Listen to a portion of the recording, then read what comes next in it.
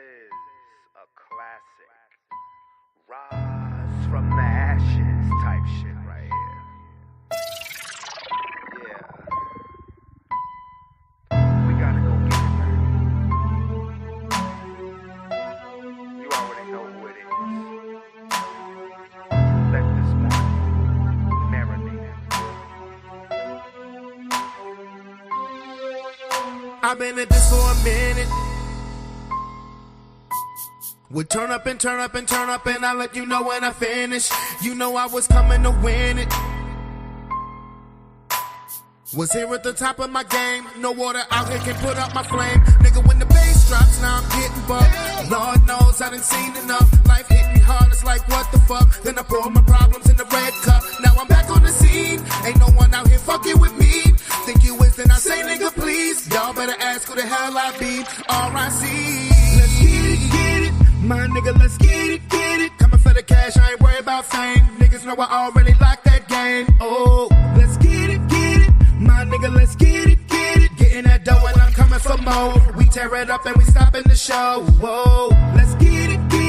My nigga, let's get it. Coming for the cash, I ain't worried about fame. Niggas know I already locked that game. Yeah, let's get it. My nigga, let's get it. Getting that dough and I'm coming for more. We tear it up and we getting it go. Been a long time, but the same grind still exists in me like game time. I still shine when I'm spitting the rhyme. Can a motherfucker out here take mine? I'm in savage mode.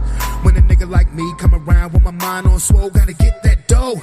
Let a nigga come around me talking that crazy cray. Now that's a no-no. Now they gotta go. I ain't coming here playing with your bitches or your hoes. I'm kicking in your door with the 4-4. Throw back Biggie Smalls, don't hit me no more. And the best thing you could do is get it on the floor. At my apex, nigga, I ain't taking no more. Bag filled up, got the Benjis on deck. Nigga, open real wide, nigga, taste this tech. Let's get it. My nigga, let's get it. Coming for the cash, I ain't worried about fame. Niggas know I already locked that game. Oh, let's get it. My nigga, let's get it. Getting that dough and I'm coming for more. We tear it up and we stopping the show. Whoa, let's get it. My nigga, let's get it. Coming for the cash, I ain't worried about fame. Niggas know I already locked that game. Yeah, let's get it. My nigga, let's get it. Getting that dough and I'm coming for more. We tear it up and we getting it go. Whoa.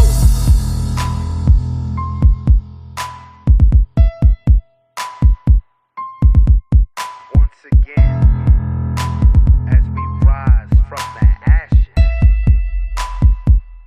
we got to go get it. Brave on, unchained. Hope that marinated well. We gotta do what we gotta do.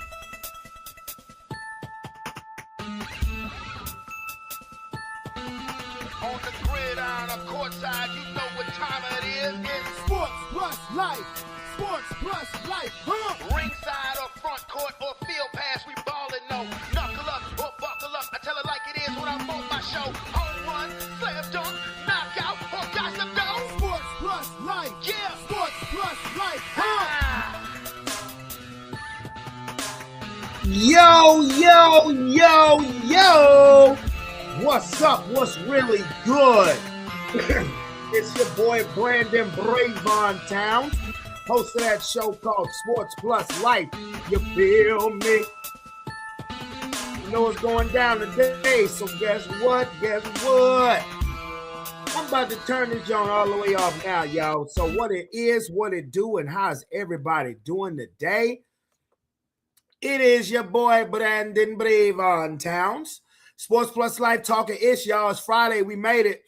You know what I'm saying? We made it. We here. Okay. And now we're here as the rain falls. See, this is why I'm not a fan of summertime anymore.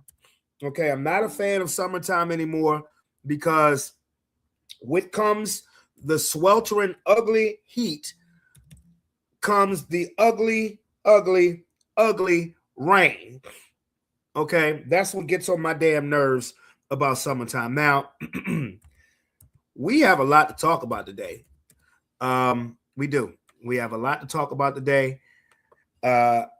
Hamptonius, my boy, I know you waiting in the back. You asked me a question about did an interview come through, and at the time you asked me, nothing had come through, and I literally just got the Gmail address for it as the music was playing. So I gotta see what Cuzzo wanted. I gotta see what Cuzzo want to do. But first, let me say exactly what's going on today. First of all, it's Friday. I hope everybody's had a wonderful day. Hey, Lomar. Hey there, beautiful. How's everybody doing? How's everybody doing? I'm doing good today. I can't complain. It was a day where I got up. No summer school today for the county, but I was at the daycare. Hampton hit me up. It was like, yo, it's too hot, so y'all ain't going, like y'all ain't driving them on a field trip. Even though my boss had told me that yesterday. So excuse me, my boss had told me that yesterday because of the heat advisory. So I went on to I went to skip with, and I got in the pool with the kiddos and stayed in the pool with the kiddos the entire time. And when I got out the pool, I was like, damn, I'm tired. It's like the pool, like I hadn't been in the pool all freaking summer. The pool whooped my ass. It did. The pool whooped my ass, but that's all right. My boy was like, my neighbor was like, when he saw me, because I also did some shopping at I had to go to Walmart, and my neighbor was like, "You gonna go in the house and fall asleep?" I said, "No, I'm not." He said, "You gonna go in the house and you gonna fall asleep. The pool will drain you." And I said, "No, because I'm not gonna sit down and get myself comfortable." So I didn't. I always find something to do. I had to order some more shirts. Stepped outside and but back just in the nick of time. Just got back right before the rain started. So now what are we gonna talk about today? Again, I hope everybody had a wonderful, blessed week. As Friday, we here. We are here. Now, what are we gonna talk about today? We're gonna have a serious topic. Serious conversation. As well as the NBA Finals. The NBA Finals. Game 4. Did y'all see that? Did y'all see that? Man, I'm going to tell you, the funniest part about Game 4 was people was texting me talking trash. Now, not all Hampton said is the Spurs came to play. That's it. But Mr. Keese, on the other hand, Keese wanted to be like, sweep, huh? So I just sent him the emoji. I was like, but then the second half happened. Then the fourth quarter happened. Then Jalen Brunson happened. Then OG Anunoby happened. And wouldn't you know it, the New York Knickerbockers pulled off the greatest comeback in the history of the NBA Finals. They were down 29 points. And they came back to win 107-106, which puts them one game away from their first NBA championship in 53 years. Ain't that something? Hampton, ain't that something? Hampton, that's something. Hampton was so mad. Hampton was so angry. So mad. I was so pissed off. Why Hampton was mad? Because Hampton went to sleep and he missed it. That's why he was mad. But to be honest with you, that's not the first thing that we're gonna talk about. I'm gonna talk about the situation involving this young man. I'm doing this, and I'm be honest with you. I'm doing this because my cousin asked me, and I don't know if my cousin is going to come on here or not. I sent him a link. I don't want to wait, but so much long. Of course, if he comes on here, then he comes on here. But of course, he always has the green light. But he was my cousin, who's in the law enforcement business, asked me how did I feel about this case involving this young man from Texas named Carmelo Anthony. Okay, not the basketball player, not that one. You know, this is a 19-year-old. Hampton, have you heard about this? I did hear a little bit, yeah. You heard about it. Yeah. Okay. This young man, Carmelo Anthony, was literally found guilty 3 days ago for, and I know, I'm dipping into life quick on a Friday. He was found guilty for the murder of a young 17-year-old student at Memorial High School by the name of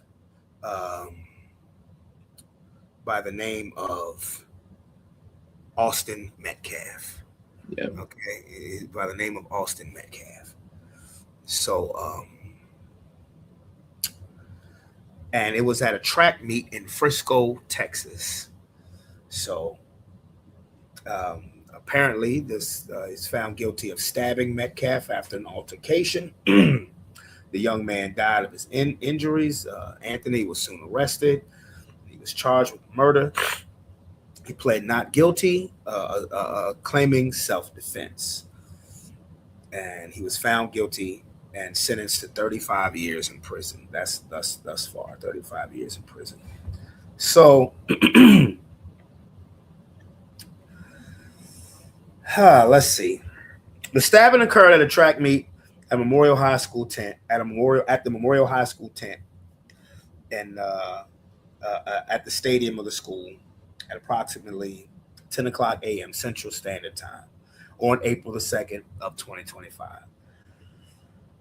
Now, the track meet was delayed due to heavy thunderstorms and downpour, and the young man, Carmelo Anthony, entered the memorial's tent and was told to move out of the tent he was told to move out of their tent.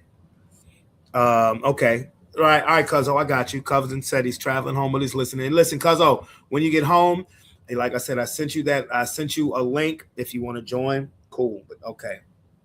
So the altercation, he was told Carmelo Anthony was told to move out of the tent by Hunter Metcalf. And this was Austin Metcalf's twin brother. And then Austin confronted Anthony. And Carmelo Anthony said, "Touch me and see what happens." And he reached into his backpack.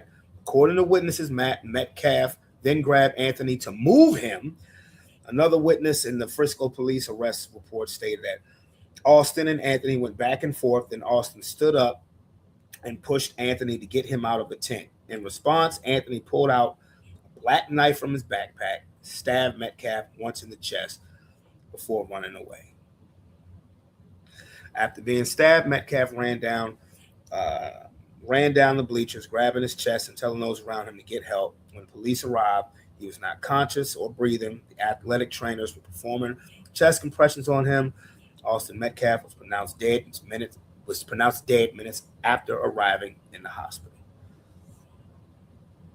According to the arresting officers, when told to keep his hands in the air, Anthony said, "I was protecting myself." The affidavit states that he was emotional and crying hysterically after he was arrested. The officer then communicated to others that he had Anthony in custody, to which he responded, "I'm not alleged." He said, "I'm not alleged. I did it." So he owned it right after he did it. So, I don't need to really read any more in the case. So, yeah, so this has been a hot topic, and because it was with everything with the climate of the country, I actually heard things about the fear of possible riots starting if said young man was found guilty. Now, before I give my 2 cents about this, Hampton, how you feeling about this? I mean, honestly, this is smoothie, not 80 proof, not yet. Okay, go ahead. Not yet, at least. Damn. Okay. Okay. I mean, honest thoughts. Like, I think I first saw it a couple days ago. Actually, I think I want to say it's Friday now. I think I first saw something about it Tuesday, and I kind of ignored it a little bit. Not gonna lie, but then it got to Wednesday, and I started seeing it like everywhere. Yep. So I was like, I'm gonna read through it now. I'm gonna read through it, see what happened, and I was just like, I was just so disappointed. It really did hurt me a little bit because it's just not really a pleasure to see. And the bigger part was like the riot part coming out of it. That's like, we just don't need that right now. That didn't happen, but that was a fear. People I know. were worried about that. I think that was my thing. It's like I was seeing now. I was like, I'm glad that it didn't happen, but yeah, I was so sad reading this. Like, Yeah. I was. So, as far as him getting found guilty of murder, what do you think? I mean, it's kind of justified. Like, it really is. Especially like if the reports, at least the reports that I was seeing, like, oh, from like what the witnesses were saying, like how it happened, like it is very valid how it happened, that you kind of deserve murder for this. Okay. You know, one of the first things that, of course, is said when you have a situation like this is race. Yeah. Is race. You know,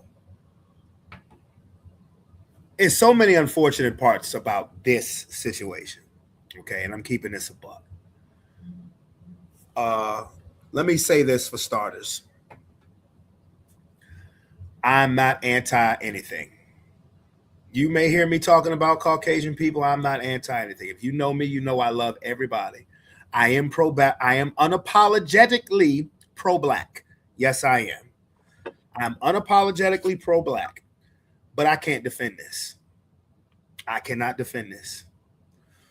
It's an unfortunate situation because I'm gonna call a spade a spade. The twins were acting like assholes, flat out. If it's raining and you see somebody trying to get in a tent, I can't sit here and say they tried to push him out of the tent because he was black, because they didn't say anything, and none of the reports that I hear anything about a racial slur. So I can't necessarily go there. Now, if you want to say that plays a part as far as the jury and being the state of Texas, you're probably right. But I can't defend this because, for one, this happened in 2025, the 2024-2025 school year. So you're talking about a couple of teenagers. Why? This is 10 o'clock in the morning. Why you got a knife in your book bag, bro? Why do you have a knife in your book bag? So you bring in a weapon to school. You bring in a weapon to a track meet. And I own a lot of responsibility needs to fall on the school, because I don't care if a track meet is outside or not. You need to do a better job, because I know in Henrico County Public Schools, when those kids get off that bus, the first thing they do is go through a metal detector. If you come through Car Riders, the first thing you're doing is going through a metal detector. So whatever school system that is out there in Texas, they did a piss poor job of that. Self-defense, I can't rock with the self-defense thing, because if you beat his ass, if you whooped his ass, if it was a fist fight, I bet. Okay, cool. They probably deserved it. I'm not gonna sit here and call a spade a spade. But that boy didn't deserve to die. He was being an asshole. Him and his brother were being assholes, flat out. I don't care who gets mad at me saying that, because unfortunately the young man is no longer with us. But in that situation, he was being an asshole. But he did not deserve to die. He did not deserve to die in that situation. A lot of people said it should be manslaughter. I don't believe that the young man meant to kill him. Mm-hmm. But when you make a statement, touch me and find out, that's going to be taken by most courtrooms as a threat. As a threat. From what I seen, he got suspended from school for having a knife in his book bag before. Oh, yes, he's definitely at fault. Like I said, sis, I can't defend this. I can't defend this. Why are you bringing a weapon to school? You have no business bringing a weapon to school. If you feel that afraid, if you feel that in fear of the school that you're going to, you need to talk to your parents about either getting you into another school. You need to talk to your administrator. Look, that doesn't make you a punk or anything else like that. You have no business bringing a knife to school. You have no business. If you find a couple of boys being assholes to you and they put their hands on you, handle it with these, man. Handle it with these. Live to fight another day. Live to fight another day. Now you have thrown your life away, at least for the next 35 years. And now on your jacket, on your record, for the rest of your life, is going to have the title murderer. Murderer. And you're an adult now. You may have been a juvenile when that happened. You're an adult now. I feel bad for everybody involved. I feel bad for the parents and the family of the person of the young man who unfortunately is no longer with us. I feel bad for Carmelo Anthony because there were so many different ways that he could have handled that situation. Damn, I swear, people stay. What? Okay, I was going to say, all right. I was going to say, look, I'm sorry. Money always coming out my damn account. I'm sorry. That was from an Amazon thing. But no, I feel bad for both families. But let me say this. Now, here's where people may want to label me. And I mean no malice in this, but I'm just keeping it a buck. To you teenage white boys out there, nobody's fucking around with you. Ain't nobody fucking playing with you. This is not the way that situations need to be handled. Absolutely not. Carmelo Anthony was wrong. Unfortunately, I believe the verdict was justified. But to anybody who thinks because you have the numbers on a black person that they're not going to defend themselves. I don't like them defending themselves in the fields of killing nobody, but ain't nobody fucking around with. I'm looking at the account. Ain't nobody fucking around with y'all. Y'all think that shit's a game? You think because it's two of you and one of him, or three of you and one of him, or mob mentality shit, you think this shit's a fucking game? That you can just go around and put in your hands on any given black person you see just because you feel like it or because you think you can? Nobody's playing with y'all. I don't care because of the administration we have or whatever the case may be, where y'all feel emboldened to think that you can just put your damn hands on any person of color that you see well fit just because you are who the fuck you think you are. And I mean that shit. Ain't nobody playing with y'all. Keep your motherfucking hands to yourself. Keep your hands, keep your feet to yourself. And that goes for my black brothers and sisters too. Keep your hands, your feet, whatever, to yourself. It's not worth it. Now, whoever the twin brother was that started this bullshit, you should feel partly responsible for your brother no longer being here. Because you wanted to be an asshole. You should feel partly responsible. I know everybody's going to paint you as the victim, but you're not. You're part of the problem. Okay, young man, you're part of the problem because you thought it was okay to be disrespectful and bully somebody just because you didn't want him under a tent. Are you serious? Your brother is dead because of a fucking tent? Because somebody tried to get under a tent?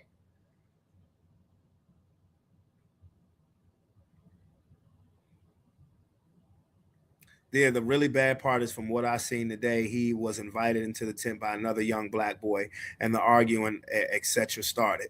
So why didn't the other young man tell the police the whole truth and he didn't? I don't know. Like I said, it's an unfortunate situation. Like that's why I said, I'm not saying that this is about race.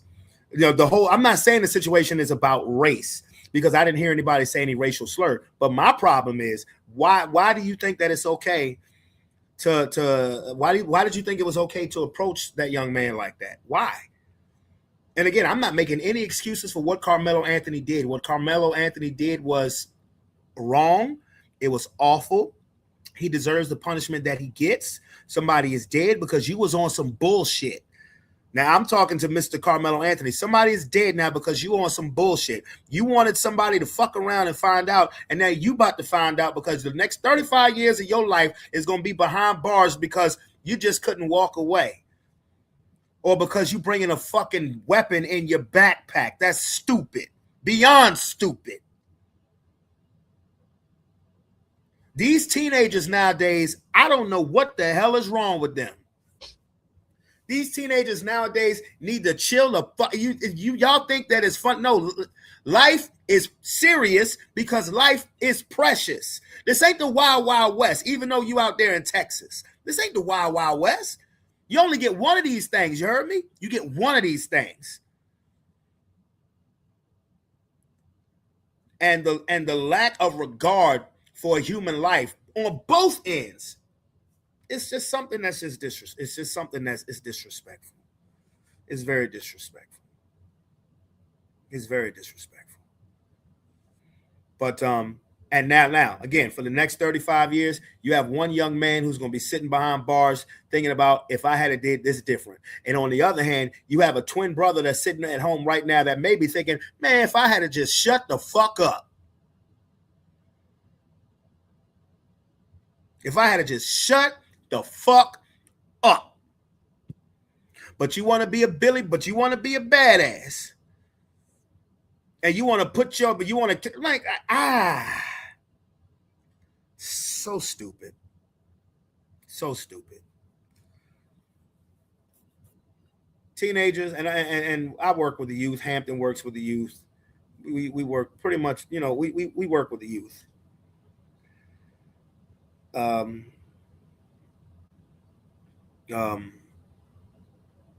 Stop bringing weapons to school.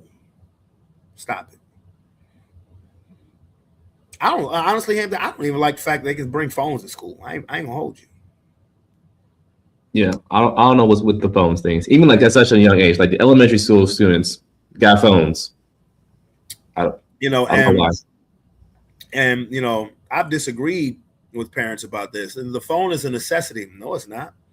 If carrying a cell phone ain't in the goddamn code of conduct, then it ain't a necessity. I didn't have a phone when I went to school. I was fine. It was just fine. So I don't like that. I mean, if you feel the need to bring a weapon to school, then maybe you don't need to go to school, or maybe you don't need to go to that school. And to the school, y'all dropped the ball too. Everybody. There's so many responsible people for this incident. None more responsible than the two twin brothers and Mr. Carmelo Anthony. Sickening. It's sickening. But I can't defend the verdict. I mean, I can't defend his actions. I don't think the verdict was wrong. Yeah. I mean, you're stabbing him in the chest. I don't think you meant. I don't think you meant to. But damn, if you were going to stab somebody, you couldn't stab him in the arm. You went for the chest. You went for the gusto. Like it's like I said, I can't defend it. I can't defend it. I don't condone it, but I also meant everything that I said in regards to these people who think that it's so that you can just run off at the mouth and talking to black people like that. And you only do it when you got the numbers. You only do it when you have the numbers. That's it. And when you do that, let me tell you what you are, a pussy. I said it. Just like them New York Knicks fans who was jumping San Antonio fans in downtown Manhattan. Sorry, that's some pussy shit. Mm-mm. That is dumb.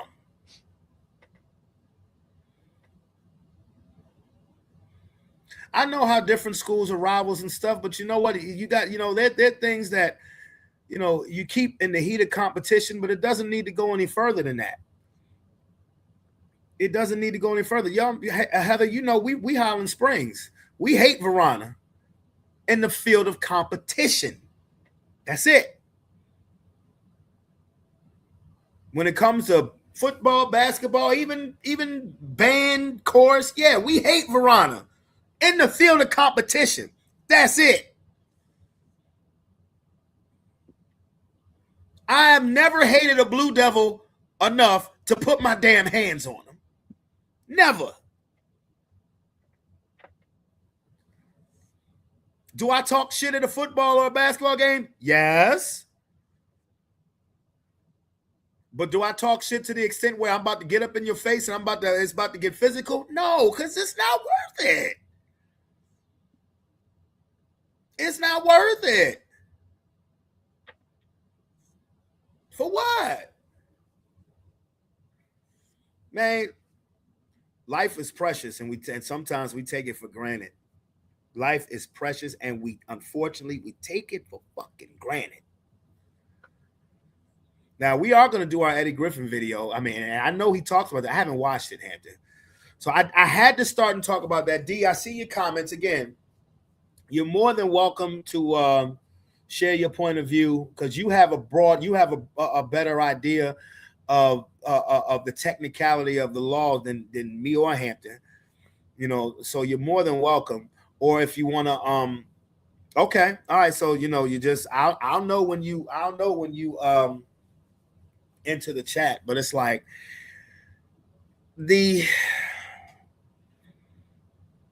that's the part that annoys me the most, though, Hampton. I mean, I ain't gonna lie to you. Mm-hmm. Yeah. I've been in childcare long enough to where I've seen kids that I've watched grow into adults. Grow into adults who've graduated college, who now, I mean, because I've been in childcare since I was a teenager. You know what I'm saying? So I've seen that, but I've also seen the other side of it too. There's been children, unfortunately, that I've watched that have grown up that are no longer here anymore for that same type of bullshit. For that same type of bullshit. Kids that I love dearly who ain't here no more because of that same type of bullshit. Either for something dumb or you just trying to live that life. And let me tell y'all something, bro. The streets don't love nobody, bro. The streets don't love nobody, bro. Anybody who thinks that the streets love them, I'm terribly sorry that you have that train of thought. I hear people say, I get love on the streets. You may get love on the streets, but the streets don't love you. The streets don't love anybody. Because you know what happens when somebody gets taken out in a body bag? On to the next one. That's the streets. That's the streets. You can spray paint a memoriam about anybody you want to. The streets don't love nobody.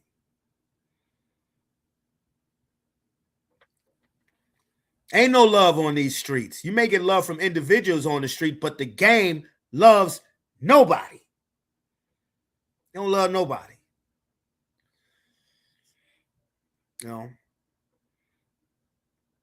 I couldn't dibble dabble in that game. Couldn't. My dibble dabbling in that game was short lived because it don't love nobody, man. It ain't worth it. That's not who I am. It's not who I ever was. Y'all can listen to the rap lyrics all you want. That's entertainment. I ain't gonna lie. That song that I played, that's a brand new song. That rap verse, I just laid it. I ain't gonna lie, bro. I felt when I listened to the lyrics, I felt bad. Well, now it go hard. I ain't gonna lie, it go hard, but I felt bad. That's not good. That ain't who the fuck I am.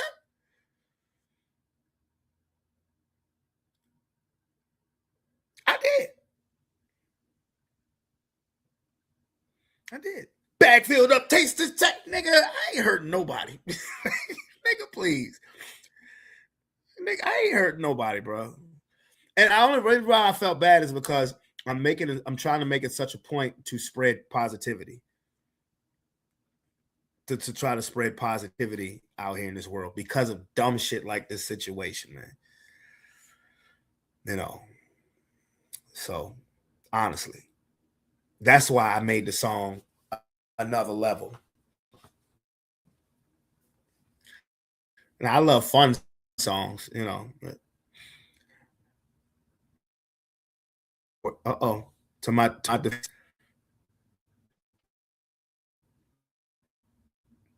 can you hear me? Wait, you're frozen.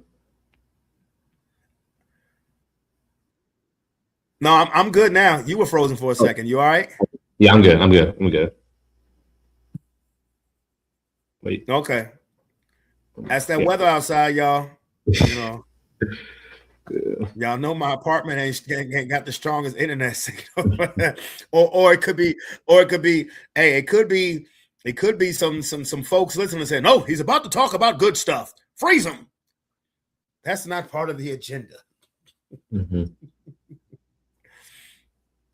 To my defense about that song, I started recording that bitch like 4 years ago. I never finished it. Yeah, the storm is talking shit. That storm is talking cash shit. You know, so if we freeze up out of here, don't give up on us. That's all I'm gonna say. Don't give up on us. You know, I saw them clouds at around like 6 o'clock. I was like, ooh, wee. That's another reason why I didn't go back to the little party that they had tonight. Because I you know, wouldn't it be that hot, bro? But yeah, again, that's a very unfortunate situation. I hate that it happened for all parties involved. But teenagers, teenagers, get your shit together. This is a message to teenagers, to the masses. Teenagers, get your shit together.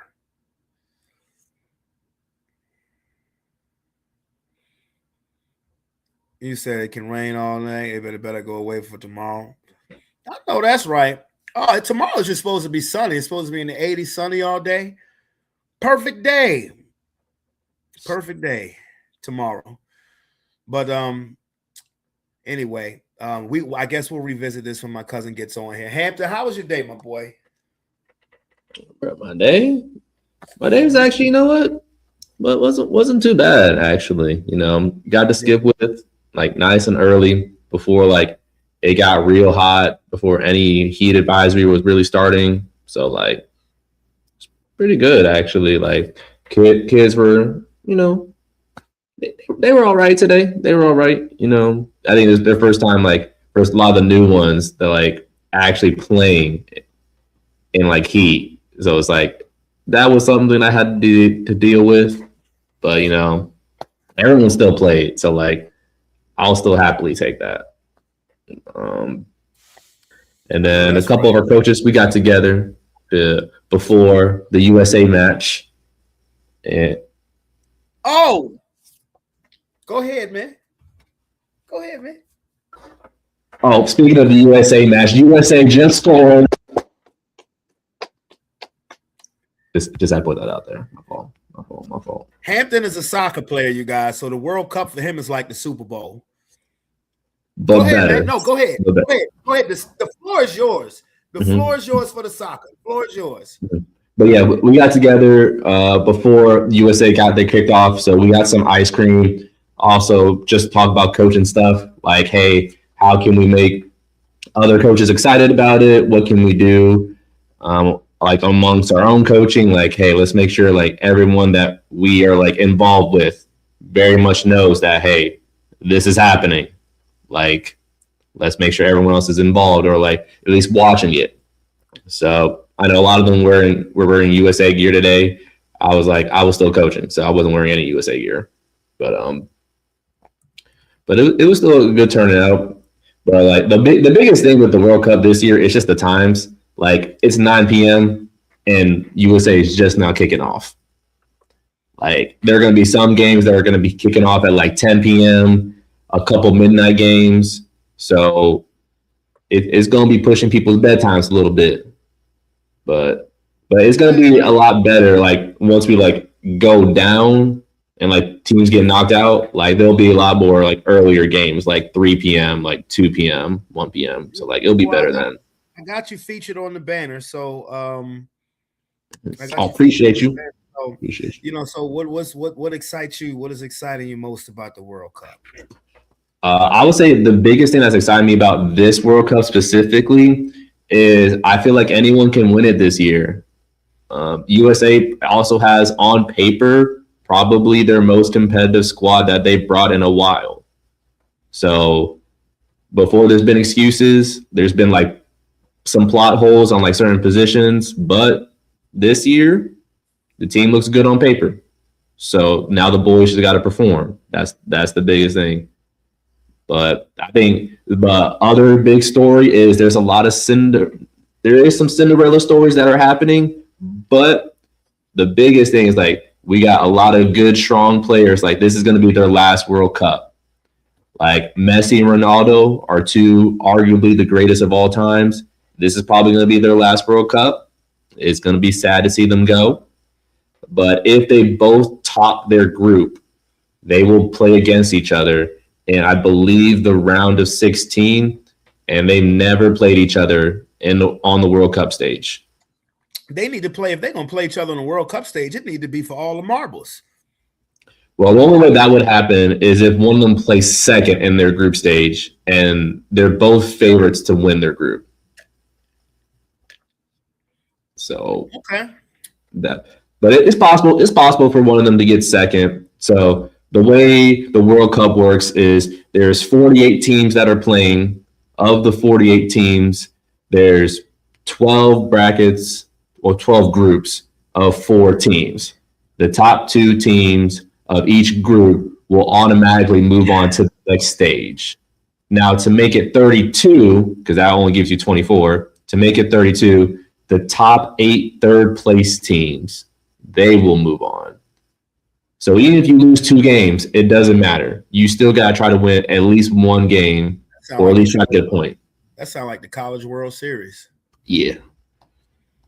So every game pretty much matters in the group stages. Like even if you lose, you still got to try to get some goals because goal differential is going to play a massive part if you are still trying to get a third place bid. So, and it matters with points. Yeah. Okay. So like getting goals or even like getting goals against. So like even if you lose, you don't want to lose by a lot of goals because exactly. So the top 8 teams that place third, they will move on, and that will give us 32 teams.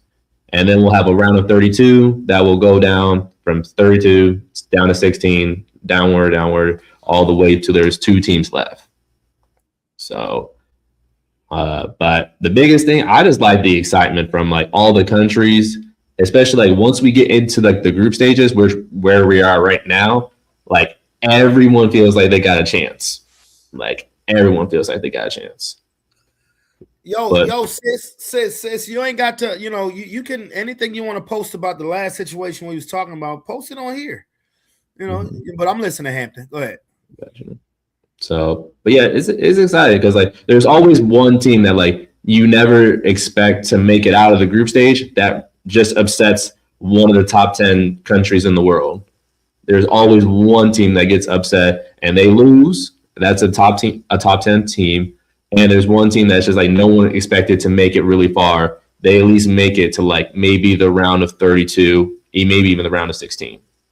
So there are a couple teams that like have a good chance. Not a lot of African teams though, but not a lot of African teams. Yeah, that actually surprises me. I'm not gonna lie to you. Yeah. That does surprise me. They got 2 teams in Africa, Senegal and Morocco. They got good chances, but like they got a lot of politics on their side, so like their heads may not be all the way in the game. So that might be a little bit of an issue. So, but the other thing is Senegal and Morocco also got a little beef going on, and they might end up playing it against each other. So we'll see what happens with that. Okay. Keith told me before. He said, "Man, you may want to get into this World Cup stuff, man. That stuff is exciting." Mm-hmm. I can dig it, man. I can dig it. Well, my day was cool because I got when I got up, I came to the daycare, and like I said, I knew that we weren't going on a field trip, so I got in the pool with him. Like I said, I was in the pool the whole 2 hours, and I was tired as a bitch when I got out. I ain't gonna lie, I was tired, but um, I didn't stay. What's up, Kia? I didn't Greetings. stay. Can y'all hear me okay? I didn't. Yeah, Yeah. I didn't stay for the 5 to 7, pool party afterwards. I actually stayed for. I ended up staying until like damn near 4 o'clock. Yeah, Okay. I stayed for over 4 hours. I waited till everybody was dressed and a snack was fed, and everybody came back inside. Then after that, I swerved out. All right. Well, D, hey, if you home, D, hop on when you're ready, man. Hop on. Just click that link that I sent you. It'll give you Hey, all of, Lomar. it'll Hey, give you all Denise.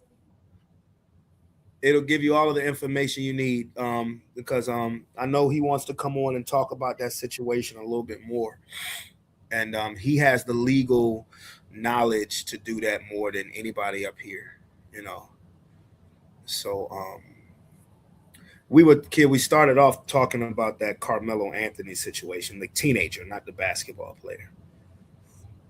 That situation that happened out in Texas. Okay. I don't know how familiar you are with it. I'm really not familiar with it at all.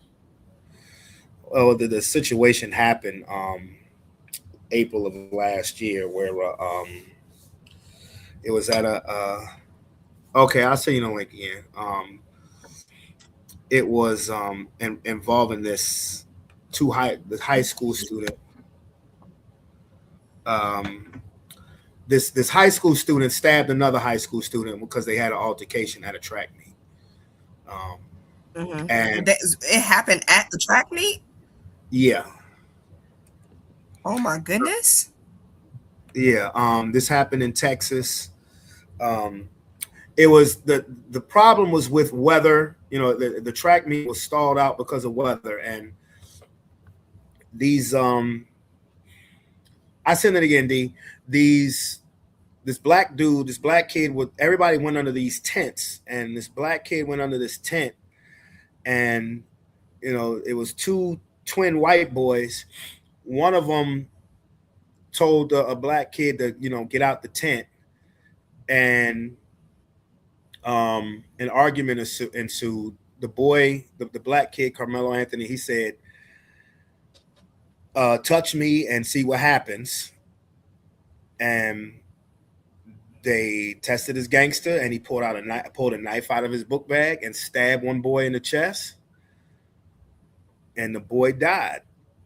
And he was convicted of murder 3 days ago, and he was sentenced to 35 years in prison. And I'm gonna be honest. I can't defend it because while I have said on here that those boys were assholes, and here's my cousin right here.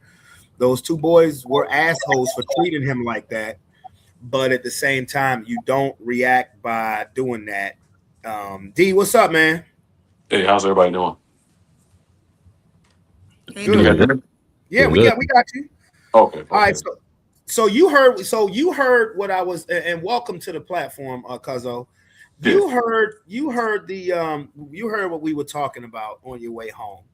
What it basically give us a broad stroke of the entire situation. So the entire situation, Coach, I was with you on that one. I had no knowledge of it until I'm seeing all over the place Carmelo Anthony sentenced to 35 years. Yeah. So then I started digging into it and looking at social media, and everybody is in an uproar about it. So this gentleman, Like y'all said, he stabbed a guy in the chest. He killed him. Everybody that's trying to justify Carmelo Anthony, they're completely wrong. This is not about race. This has nothing to do with race. There are many situations that's happened in the prior court systems that have made national news, that haven't made national news. It's not about race. Now, I will say the system is not set up for our color. It's not. I tell inmates that all the time. Right. But understand that whatever you're going to do, like this gentleman did, you got to accept the consequences. That is what it is.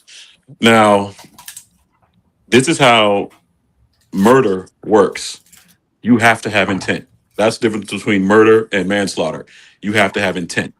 You either had to have planned this out, you had to have said something, which is exactly what he did, and he made it worse by backing it up with another one of his statements. Now, do I believe that he woke up that morning to go and kill this guy? No, I don't. I don't believe he did.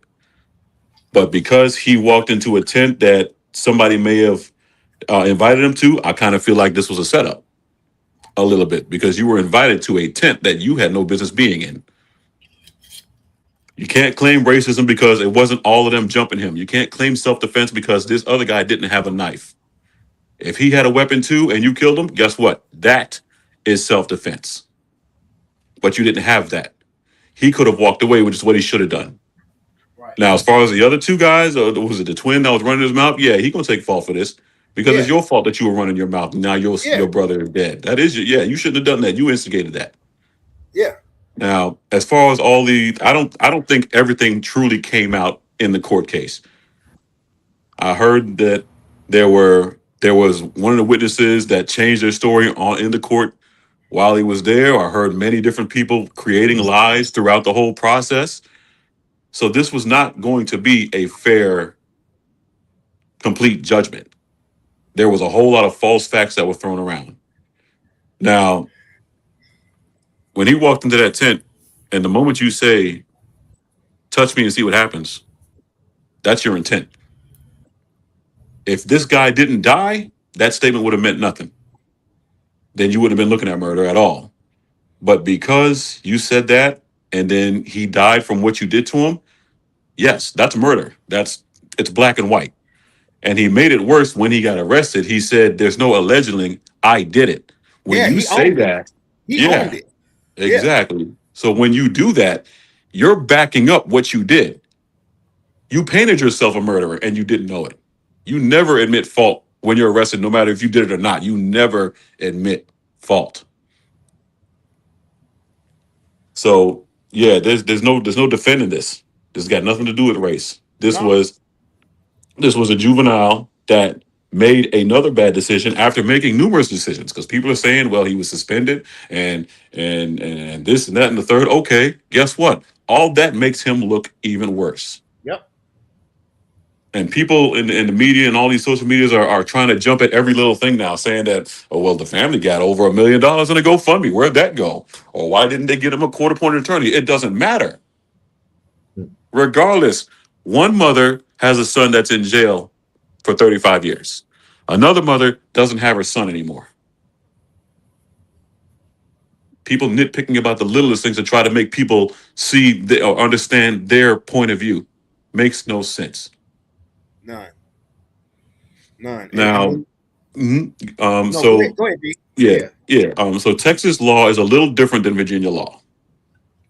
You kill somebody, he got murder. Okay, he's only looking at 35 years because he was a juvenile when it happened. He may only do 17.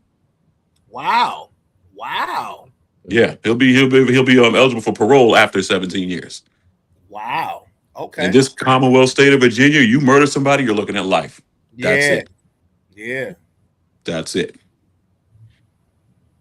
So there's a lot of things that a lot of people have to really go into and research before you decide to say, this is what this is what that is. This whole stand your ground situation, there is a lot to it. Self-defense, there's a lot to it. It's not the simple, the first line you saw, and that's what you need to know. No.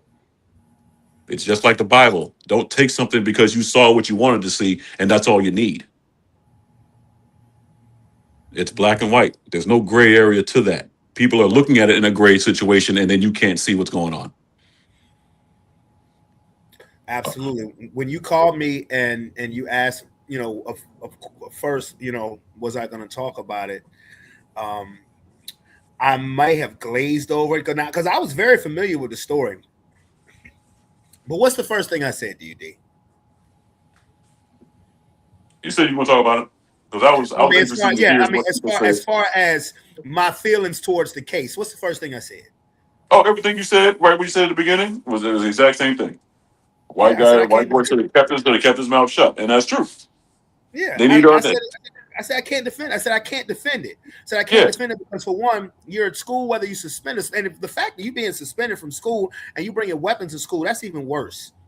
yeah, Okay, that backs up a but murder charge. exactly, and the school for one, the school dropped the ball because I don't care if it's a track meet outside or not. You need to check everybody to make sure no weapons are being bought on campus, whether it's outside or inside. So the school dropped the Exactly, ball there. I can't defend exactly, this because you had no business bringing a weapon. You had the choice to walk away. See, everybody chooses the choices that they make, but you can't choose the consequences that you get. Okay, yep, young boy could have chose to walk away, even though his twin brother was, even though the boy's twin brother was being an asshole. It's not about being a punk. It's not about in situations like that. You never know how situations are going to escalate. And clearly, if Mr. Anthony felt compelled enough to where to say touch me and find out, then you should already know. Maybe you should turn around and walk away because exactly. now you have it in your mind to do something that you ain't got no business doing. And I'm gonna say this one more time to you. Now, the reason why I didn't say it was about race is because I read the report too, D, and I didn't hear anything about a racial slur being said. So, but I'm gonna say this to you, young. I'm gonna say this again to you, white boys out there who think that you can just run up on somebody black and you just because you've been emboldened to talk shit or put your hands on somebody. Nobody's fucking playing with you. Ain't nobody playing with you. This situation went totally left because one, you had one boy acting like an asshole. Two, you had another boy garnishing weapons in school. And three, nobody thought well enough to stop it before it got Exactly. Exactly. Everybody stood there and watched it. because A that's what we tent do. full of people. And probably had it on their damn phone. Ridiculous. But you got to And also take this into consideration. It's not like you're talking about adults here. You're talking about kids. And kids' brains aren't even fully developed at a certain up until a certain age. So some of them don't even have the brain capacity to like self, mitigate the situation, like, or to stand down or whatever the case may be. Like, there should be adults, and all there should have been adults in the tent. I'm It sure should it have was been adults in the tent. security scanning, people as they come in, making sure on the weapons in there. But like real talk, it's kind of hard to talk about rational and reason when you're talking about teenage boys. It's a lot of hormones going on. There's not a lot of ration and reason there. you're absolutely right. As far as that goes. But at that age, the only reason outside of running off of somebody's emotions is you have to have some kind of mental disability. Because the reason for understanding that age is between 5 and 7. So these kids were well past that. This goes on These were what your parents 17 are year olds. raising. These are Yeah. 17-year-olds. So Let this me falls on how the parents were raising these children. let me ask y'all something. All four of us, when we were 17 years old and somebody started popping some shit, did you know well enough to walk away? Shoot, that's all I did. I won't go Yeah, fight nobody. the I was fuck. raised to understand what the consequences were. Exactly. And I was raised well Yeah, enough but to you're walk also away. talking about a completely different generation. I understand. These are I not the understand. same True. type of kids we were. You're absolutely right. They're not ingesting the same type. Like, even the food is different. You know what I'm saying? I understand that, but I guarantee you, and you're not wrong in what you're saying, but I guarantee you, Hampton, you're in your mid 20s. You were Yeah. 17 years old in 2017. Mm-hmm. I guarantee you there's 17-year-olds and 18-year-olds who know now to walk away.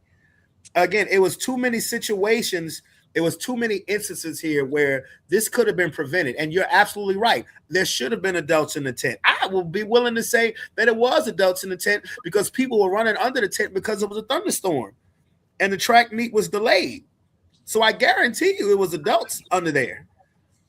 And again, another situation where, people. So did he just find a tent to run into, or was he invited in this tent? No, someone said that he invited him into the tent. Yeah. That's what makes me think that this was a setup, because you invited somebody into this tent, which he had no business in. But see, a lot of the wasn't truth, it another black kid who invited him in the tent? regardless. No, I'm just saying, Yeah. but like that's crazy though. Yeah. Yes. Because Yeah. I'm saying that because if you're right, Dwayne, and that was a setup, that's crazy. Yeah.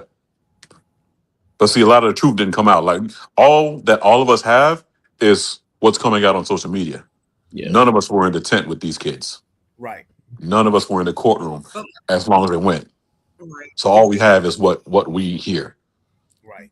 Yeah, I don't know if the race was disclosed. It was just that another young man invited him into the tent. And again, I'm not looking at this as a racial situation because in none of the reports did I hear any racial slur. It's just kids. It's just one kid, a couple kids being an asshole to another, and somebody thinking that it was okay to put hands on somebody and a struggling. So you can't do that. Like and before Kia, before you got on, Dwayne, before you got on, I said this in regards to teenagers: get your shit together. Yes. Yes. Get your shit together. No, it's the parents that need to get their shit that together. part Parents part need to too. get their shit together. Mhm. That part too. But me and Hampton was saying this before Because y'all came a on. lot of these parents think that shit is cute. You got to understand, Yes. a lot of these parents are probably living vicariously through their kids, Yes. and they think that shit is cute. These moms think that girl doing that little shit is cute. These dads think their boys out here on the street, like, you know what I'm saying? And this is another That shit reason. is not and this cute. is another. But see, this is another reason why I don't like kids being able to have phones in school. Because when that shit pops off, you're ready to get your phone out, record, clicks, likes, views, all of that dumb stuff. I don't like it. I don't like it one bit. Nobody is saying anything wrong on here. You're absolutely right, Kia. And another reason why parents need to get their shit together too is because a lot of these parents don't pay no damn attention to their damn kids, whether you're trying to live through them or not. If you are always stuck in your damn phone, on your social media, or worrying about what somebody else is doing outside of the people that live in your household, you're just as guilty. That's just my opinion. Let's see, a lot of this. You Yeah, said, go ahead. I'm sorry. Go ahead. oh You no, I was just trying to. Who were you? You said who? The parents and I who? said parent. Yes, I said parents.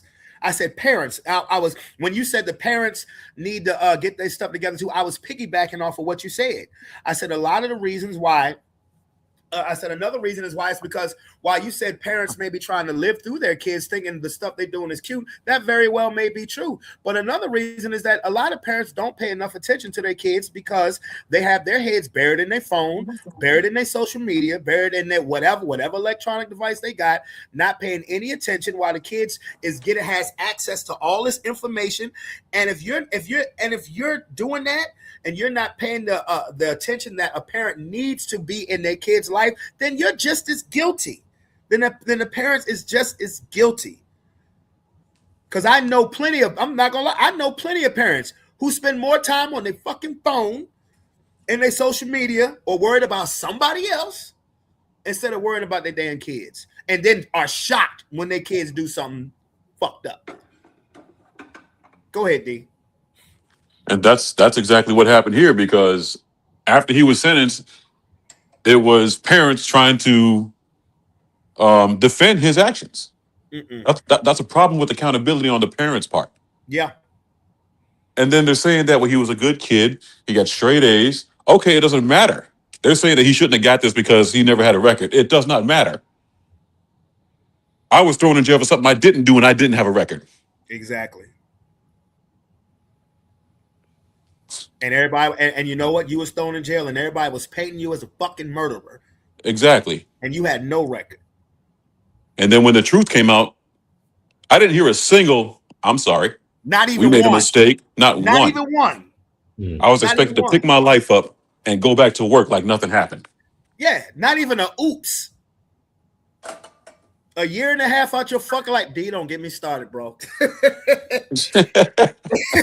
Don't get me Man. started, man. Man, you talking of man, but that's real talk. Yeah. Because you know what? This is what people need to realize. And the thing, and it's funny because when I heard about that, D, you the first person I thought about. And to all the people who are listening, I'm gonna say this about my cousin who's on here. Nobody's perfect. We all have flaws. But when I tell you the only person that I know in my life that did everything the correct way is this dude right here. He did everything right. The way he went about school, the way he went about his career, the way he about getting his home. He did everything correct. And one situation that he didn't do, it can all be taken away from you. And they was painting my cousin to be a fucking murderer. And he did everything in his life the correct way. But it doesn't matter. Especially when you have mainstream media involved painting you like that. Exactly. It doesn't matter. But when you found out to be wrong, and y'all know, and Hampton, you know, kid, you know, I say fuck the police in a heartbeat, especially if they wrong. But man, but that shit hit different when it's your family and you know they didn't do nothing. But when the charge was found to be wrong, not so much as I'm sorry, oops, my bad, nothing. Nothing. It faded to black as if it never happened. But let him been found guilty. Then it'd have been 7 deputies, honest law enforcement officers, that would have been thrown in jail for nothing. For nothing. Now, in the situation of Carmelo Anthony, he said he did it straight up. Yeah. Straight up. He said the cop said, I have a man who allegedly, he said no alleged. I did it. That was it. Before the case even happened, that was it. That's an open and shut case. D, you know I've been wanting to talk about this with you on here for 3 fucking years, bro. But when I think about the shit, it still gets me so fucking angry. It does. Brother, I trust me, I understand it. Nobody will ever understand the psychological damage that happened. Not just between me, but my family. I was raised to make sure my parents were proud of me, and that's how I always am. I've never been to jail in my life. And this crooked female who had authority that she shouldn't have had did this to me and my family. I could have lost my home, everything. Painted as a monster before the truth come out. Till this day, I still wear that over my head because of how it was handled. I'm not like what you see on the media. I love people. Even in uniform, I love people and try my best to help them out. When I was working in the jail, I encourage inmates. Stop letting the time do you and get your GED. The state pays for so much stuff. Get your craft while you're here. There were inmates in the jail, current inmates in the jail, that were writing the sheriff to come and speak on our behalf because they knew that we don't do this stuff. Inmates that are programmed to hate police can call me out by name and say, no, he didn't do that. So I have to, and then the female that did this, that left the country, knowing she messed up. How do you do that? Apparently, that's what you can do in Virginia. Guess what? You know she's back. She's now a Commonwealth attorney in Petersburg. Yeah, you told me. Yeah. No, the shit was real, people. I'm talking Ben Crump. All of them was here. And the funny thing about those little pompous ambulance chases, Ben Crump and Al Sharpton, how do you get money before a case, before anything comes out, and then you don't see them the rest of the time? Because they got paid already. See, when the truth came out, they weren't there. Nope, you ain't hear nothing. The family was there. The mom is on the news, on the media, talking about where are the Department of Justice. You want to know why the feds didn't pick this case up? Because the feds have a 90% eviction rate. They only take a case if they know there's nothing there. You know, the feds were actually supporting us.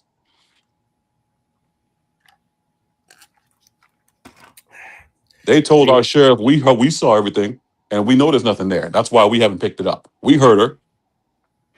There's nothing there. And you know, I never talked about this on this show out of respect for my cousin's wishes. Because I wanted to talk about this for a long time. Because this was a fucking nightmare. This was a fucking nightmare. I get a phone call from my mother one day saying, your cousin's in jail. I'm like, what are you talking about? She sends me a link. I see his mugshot. I call my aunt. I call his mother. His mother didn't know. His mother crashes all the way out. I have to put my kids in the car and we go straight to Highland Springs. And we there all day. And for the next year and a half, my cousin calling me every fucking week because he telling me he ready to give up. Because he's being painted as a monster. He's being painted as something that he never was. Every fucking week. And him having to go through that. And my aunt and my uncle. He had to ask for fucking a judge for permission to go to his own brother's fucking wedding. And we're not going to talk about the fact that my grandmother passed away. And here I am tied to this state. Tied to the state. Couldn't go to the funeral. Couldn't go. It's fucking year and a half nightmare for some bullshit. Because Exactly. you won't properly checking somebody's meds. We sorry that boy is gone. Because you won't checking somebody's meds. And I don't know what the other 7 deputies had to go through. That's not my concern. My concern was this man right here on the chat, on a panel with me. Because that's my family. And I know his heart. Known his heart my whole life. And him calling me every day in fucking tears.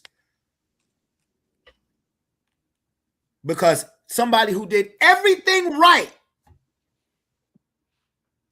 but it could be taken away from you just like that. On a false perception by mainstream media that's designed to keep you in fear. Exactly. That's bullshit. See, through that process, this is how real the damage, my psychological damage got.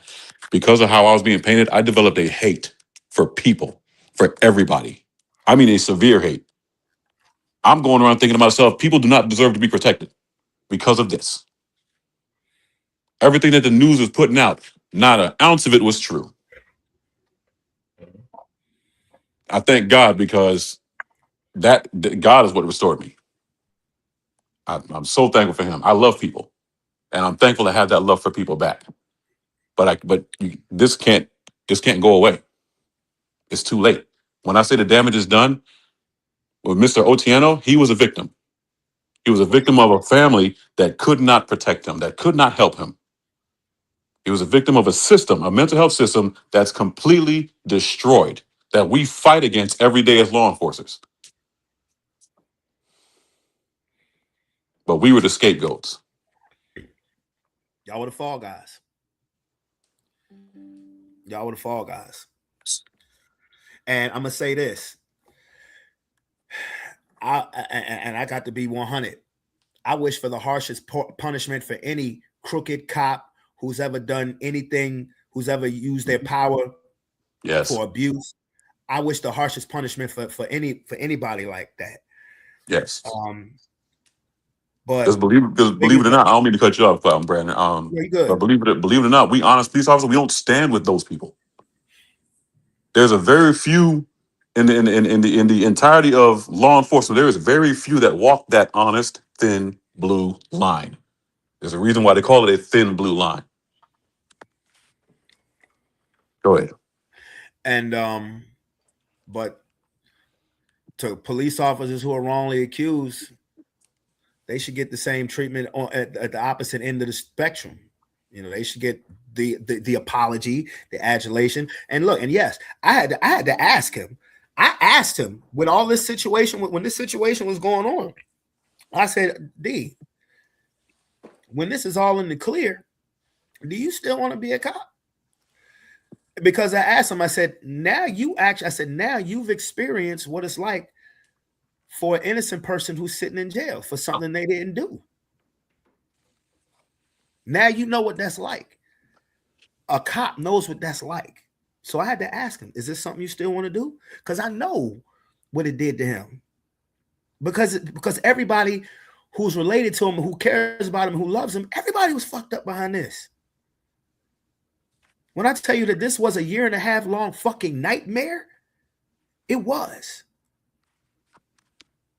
There were several times I came on here live, fresh after talking with him for about 1.5 hours. How many times you hit me up when I was leaving the daycare, D? Yeah, it was like every time I had to hit you up, man. It was every time you were leaving. Every time. Yeah. But see, me, I'm not gonna. Yes, I still wanted to come back and do this because I'm not gonna give up my position, an honest police officer, to a possibility of a dirty cop picking up my position and I putting salute that kind of product out into the public. and I salute you for that. I do. I do. I do. I'll always feel this way, D, because the way that you explain the whole situation to me when we was in West Virginia, well, I believe you could use that situation. While I know it's done a lot to you, I believe you can use that situation to really help people in your position, in your profession, and in your position. You can really help people who are sitting in cells unjustly, whether they're a police officer or not. Because the way you talked to me about it, it was just like, I mean, that it was amazing.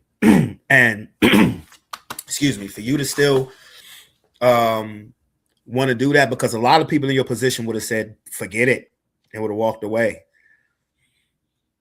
And I wouldn't, and you couldn't blame them. No.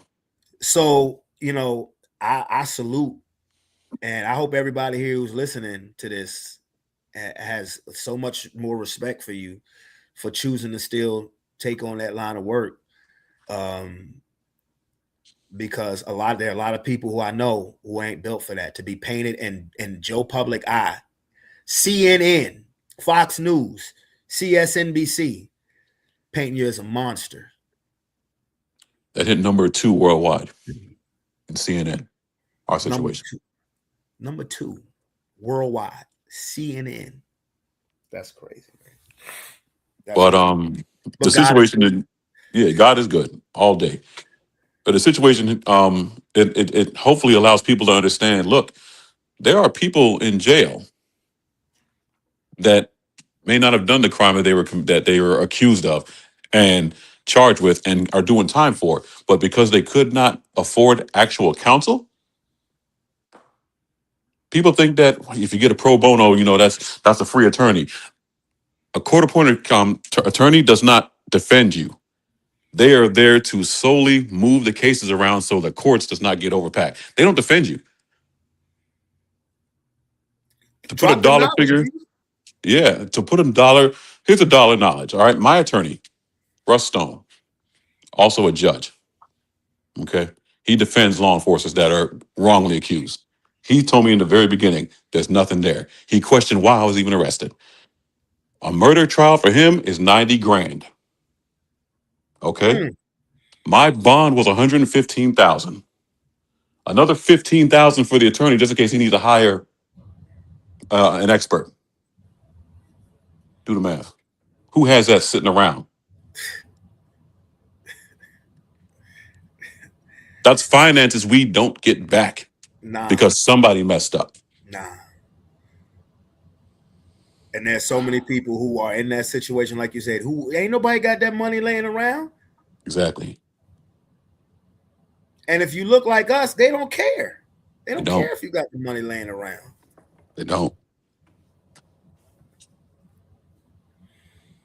You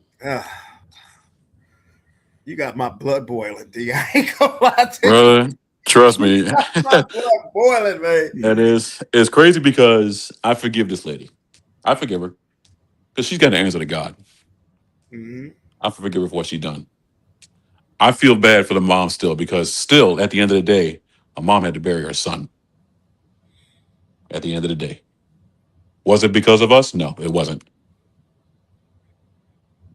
So there's so much I want to go into, but I know. I was just thinking the same damn thing, D. I was thinking the same fucking thing. I was like, ooh, I was like, Yeah. uh, uh, but the bottom line is, you proclaimed your innocence from start to finish. This young man admitted his guilt minutes after he did it. Yeah. So that's something that he's gonna have to live with. He's gonna have to live with. Now, the Texas rule, as far as being eligible for parole after 17 years, that's wild because that puts him at like 34, 30, 34? 34 years old. Yeah. So when I said he threw the rest of his life away, maybe not. And to be honest with you, I pray not, but I hope that he's a redemption story and somebody that can come out on the other side of this and really help people and help encourage the youth to not make those same mistakes. I really do. I And really do. that's a good possibility for that happening. I hope that's what happens. So do I. Because he can build a trait while he's there. Come back out and pick up life like it never left off. And like you said, be a model to improve black men, young adults, that they don't make this same mistake. They stop making this mistake. Absolutely. Absolutely. Man. Hey, this is the heaviest talking ish episode in a minute. Because on Fridays, D, we talk about our serious stuff, but we usually cut loose. But this is a conversation that needed to happen. This is a conversation that's needed to happen for the last 3 years. Yeah. And as far as the example and the knowledge as far as the legal system and breaking down the case that is Carmelo Anthony, again, I can't defend it. I can't, and but again, I pray for everybody in that situation. And I'm not trying to be funny. I pray that twin brother who's here learns how to shut the fuck up. In time, he too. Yeah. I don't know if how long it's gonna take for him to realize it, but I pray sooner before later. He understands if he didn't say anything. It's literally the whole situation. One thing had to have been missing, and he would not be in jail.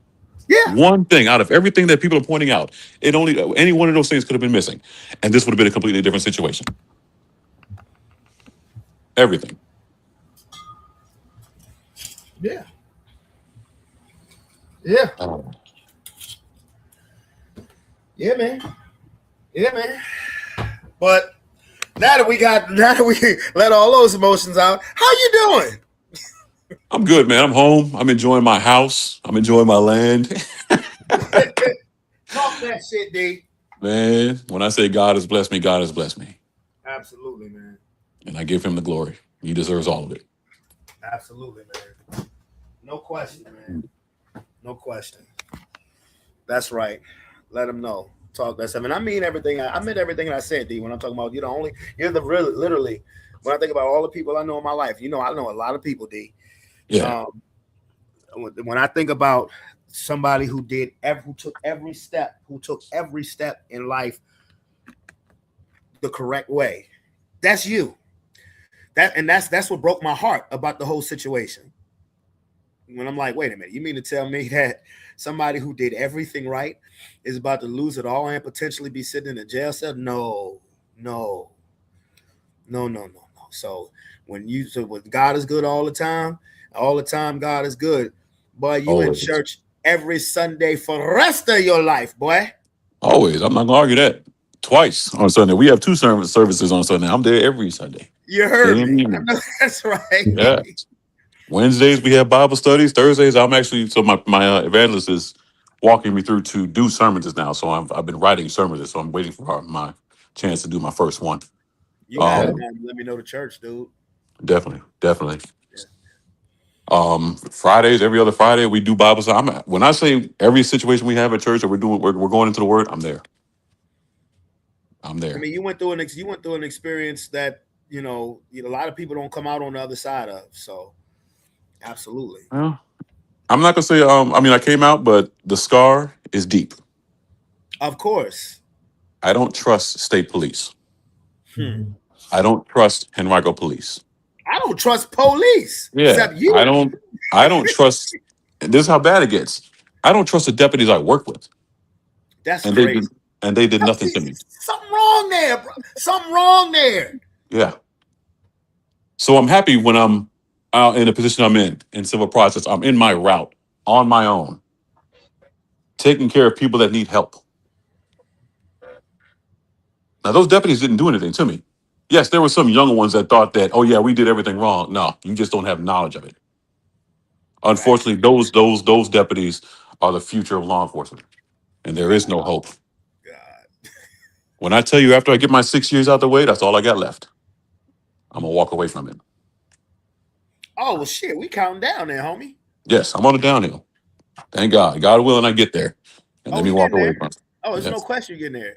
Hey, where we partying at when the 6 years is up? Oh, we got time to think about that. We got time.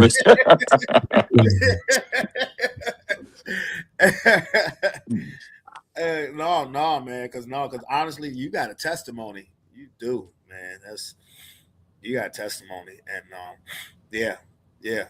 That's again when you're listening to a law enforcement officer saying he don't trust the fucking police. Something's wrong there.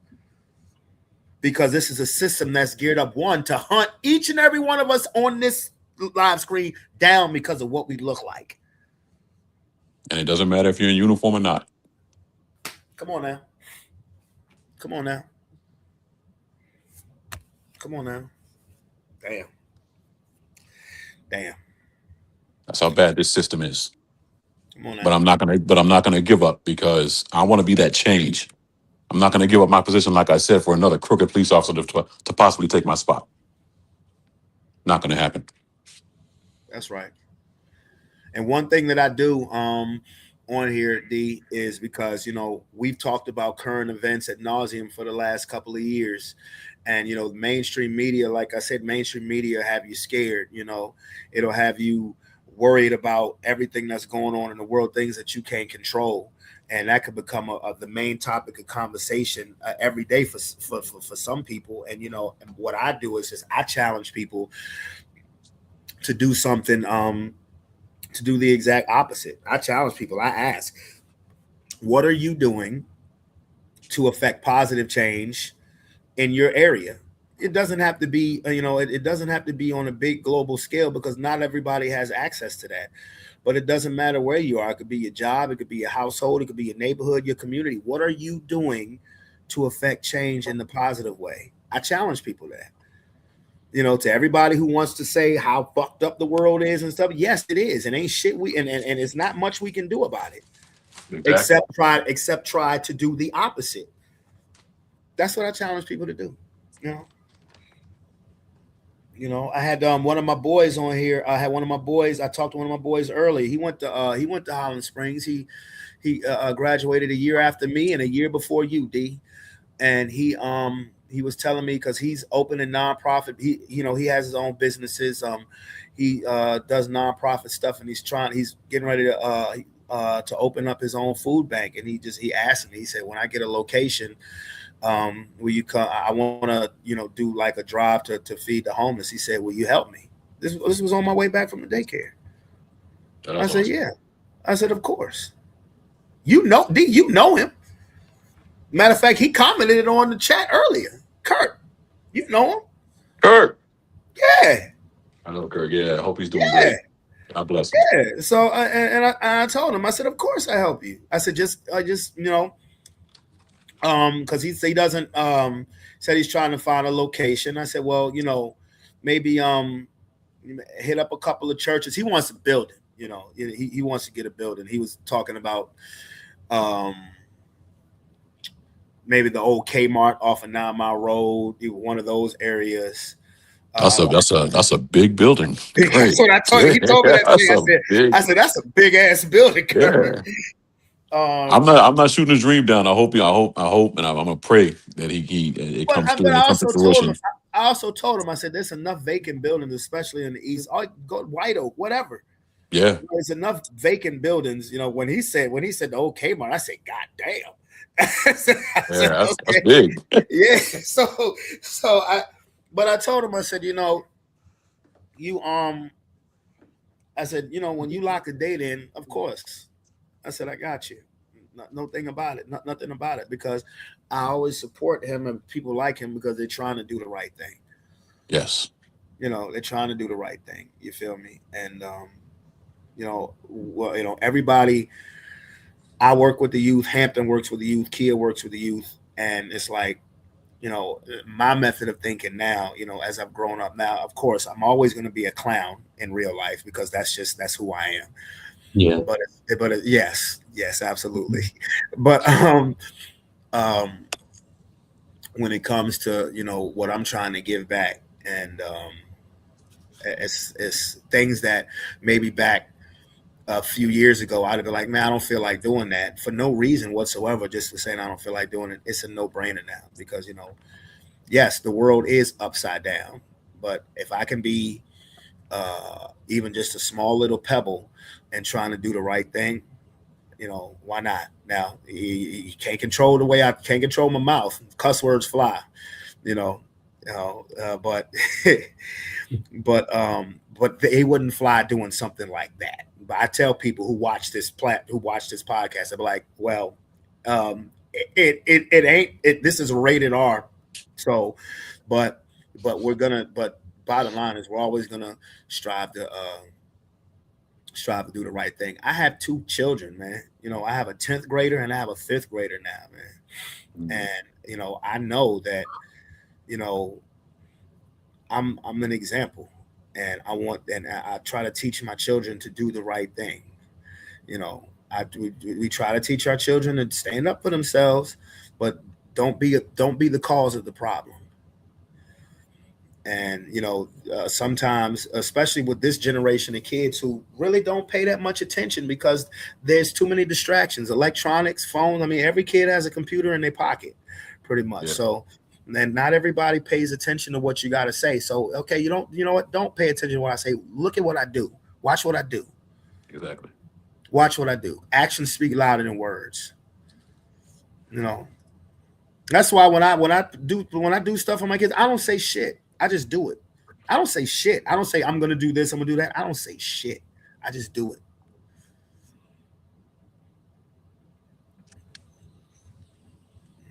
And that's just me trying to play my part. That's just me trying to play my role. You know, and the people on the people on here with you, D, you'd be really proud of the work that they do. I mean, Hampton is a soccer shots coach. He works with the youth. Kia works at Longdale. Kia works at Longdale Elementary School with the special needs. So we Oh that's man, our that's awesome. That's that's awesome. our that's our careers. Our careers are centered around the youth. So why And see, wouldn't that's key. Commend you on that because I have a soft spot in my heart for a special needs child. I do. I've Part of my job is medically transporting juveniles and kids to hospitals, to psych hospitals. And there was one that really grabbed my heart. I'll never forget his name. Oh my goodness, Zayden. I first TDO'd him, and that's what we call a medical transport, when he was 6 years old. A 6 year old. That told me that the kid is not the problem. The parents are. right? First time I transported him, the first thing out of his mouth was a cuss word. I said, "This is not the kid." I TDO'd him maybe a month later, and I recognized the name. And when I looked at him and I saw him, he woke up and he just started crying. And I said, "Okay." I remember it like it was yesterday. I sat there with my partner. I said, "Zayden, look, I don't know what happened to you, but I promise you, you're not going to get hurt with me and my partner."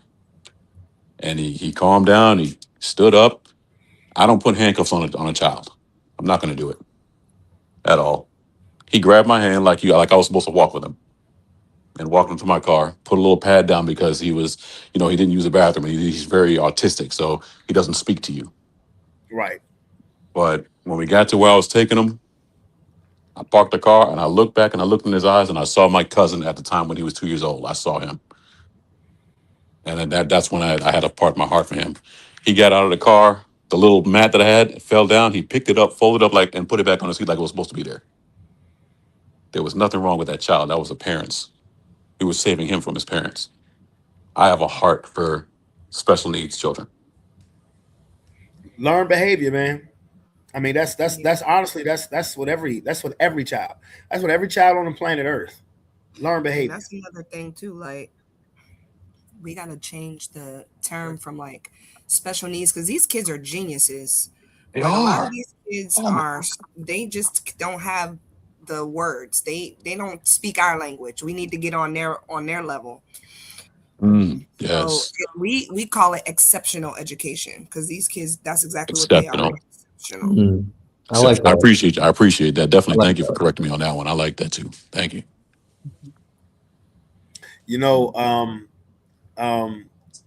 Kia, I'm gonna tell you, when I got into the classroom today at Skipwith, and I saw Jace, and he came up to me. He said, "Hey, Dad," and no, he said, "Hey, Dad." No, but then he asked. He said, "Where's Mom?" Uh, I said, "Mom." He said, "You know, Mom, who was making the popcorn." That's I because was London was calling us mom and dad. Yeah, but I just gave him a hug. And he actually, and you know, 'cause like I said, we went to the pool today. He did great in the pool, like you know. Mhm. But the other homie, the other homie who was all hugged up was all that way with me today. But the other homie today was he had a day. That's all I'm gonna say. He had a day. You had a day, really? Yeah, he had a day. Yes, my boy needed a pat on the back because he had a day. Bro, I mean, he was cool. He was cool when I saw him. Man, He was cool. my boy started throwing shit all over the place. I'm serious. I'm serious. I took him up to the front because he had fell. He was sitting on my lap before I got in the pool, and he fell, and he cut his elbow. So I had to take him, fix him up, roll it up. So I took him with me, you know, to take him to the front so that the sheet could get signed. He picked up a roll of paper and said, "Do that shit across." I was like, Ooh. Whoa. I said, well, wait up. I said, wait a minute. See, this is what y'all need to do is y'all need to have a calm down area, like a room where there's nothing in there. That or a space where there's nothing around. So when they have those moments when they need to crash out, they can crash out, but there's nothing to throw, there's nobody to hit, kick, and they just kind of let them have it because a lot of times the worst thing you can do is try to stop them. It's just gonna make it worse. I kneeled down to him. I said, now I kneeled down. I said, now why did you do that? And he's like, no, you know, he started. I said, sir, like I said, I'm not gonna say his name, but I said, why did you do that? I said, you think that was the right thing to do? He said, I want to go home. I said, you're gonna go home. I said, you're gonna go home. Your parents, he said, your mom's gonna come get you out the snack. I said, but do you think that was the right thing to do? So I picked up the piece of paper. It was one left on the floor. He picked it up. He put it back on the counter. I said, and he said, can you hold me? I said, okay. I picked him up. I said, but before I do that, you got to tell. I said, you have to tell her that you're sorry. And he apologized. I picked him up, walked him in that 95-degree weather back out to the pool. And he had a life jacket on too. That shit didn't help. But he had a day. But it was again, all of us are involved with the youth in some way. I mean, remember, y'all remember, Kia, do you remember when I left the scene for a couple of years because money you just wasn't making no money off of it. But I think God really has a way of showing you what you're supposed to do, because as soon as I got back to Skipwith, and this is my 4th summer at Skipwith, it's crazy. Oh wow. Yeah, man, it's crazy. But look, let me tell you, there's a reason why I had to go drive that bus.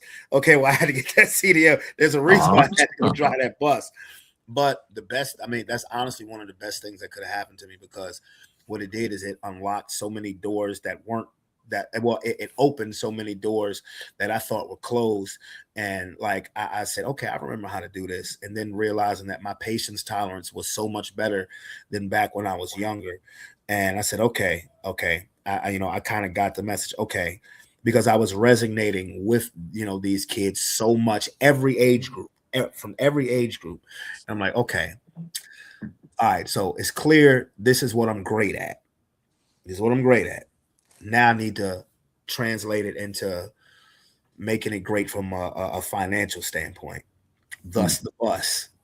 The bus is the best thing I could have did because I resonate with ages K through 12, even though I'm only with them for a few minutes.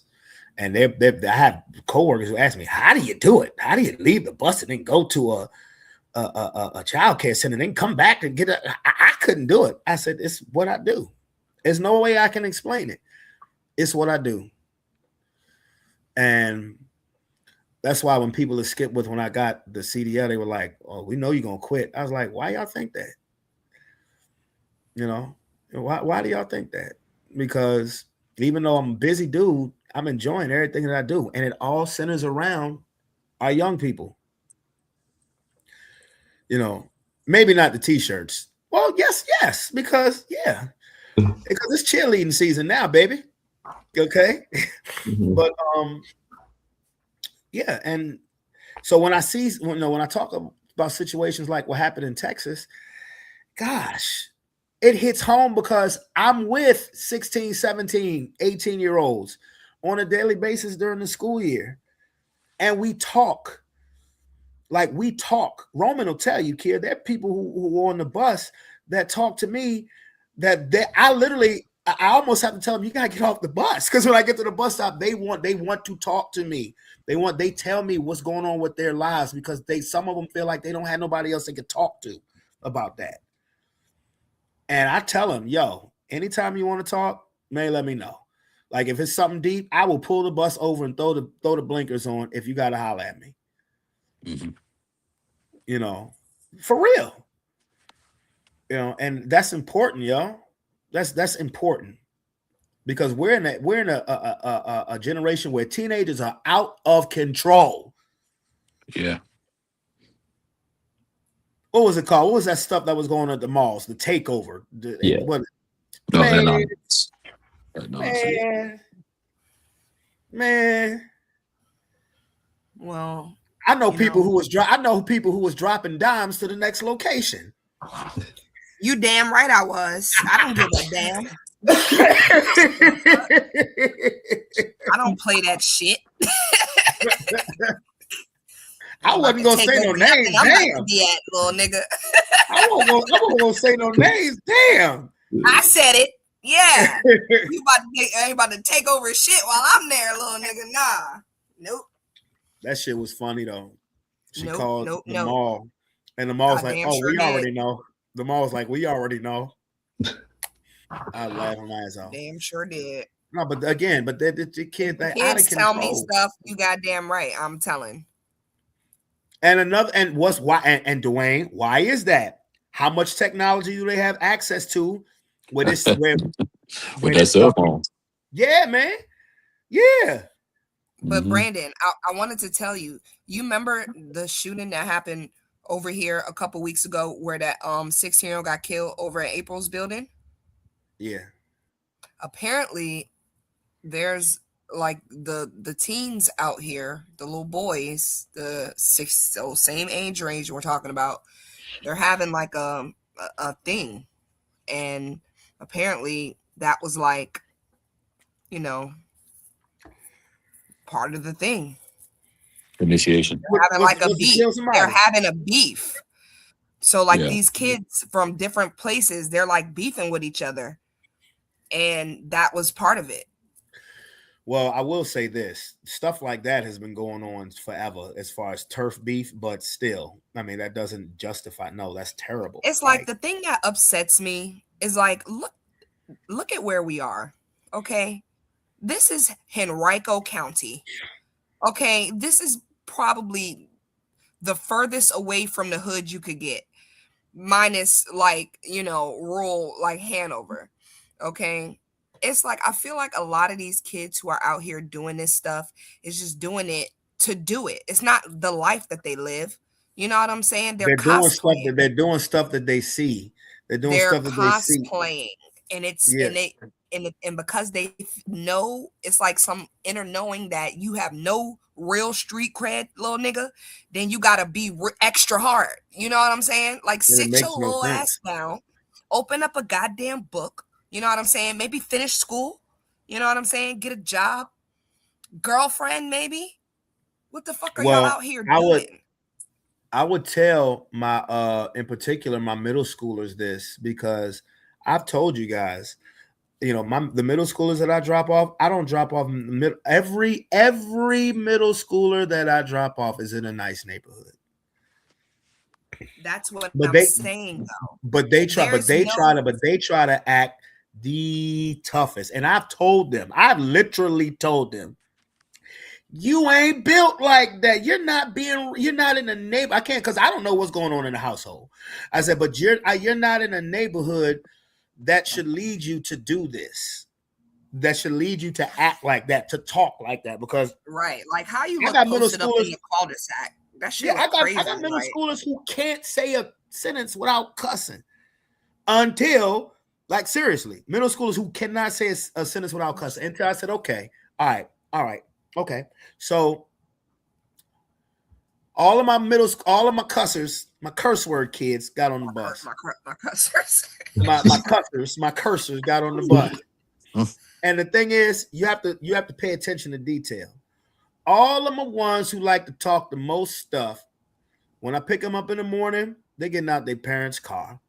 I said, up, light. I was like Gru, light bulb. So I had them all sitting in the front with me. I said, yo, so and so.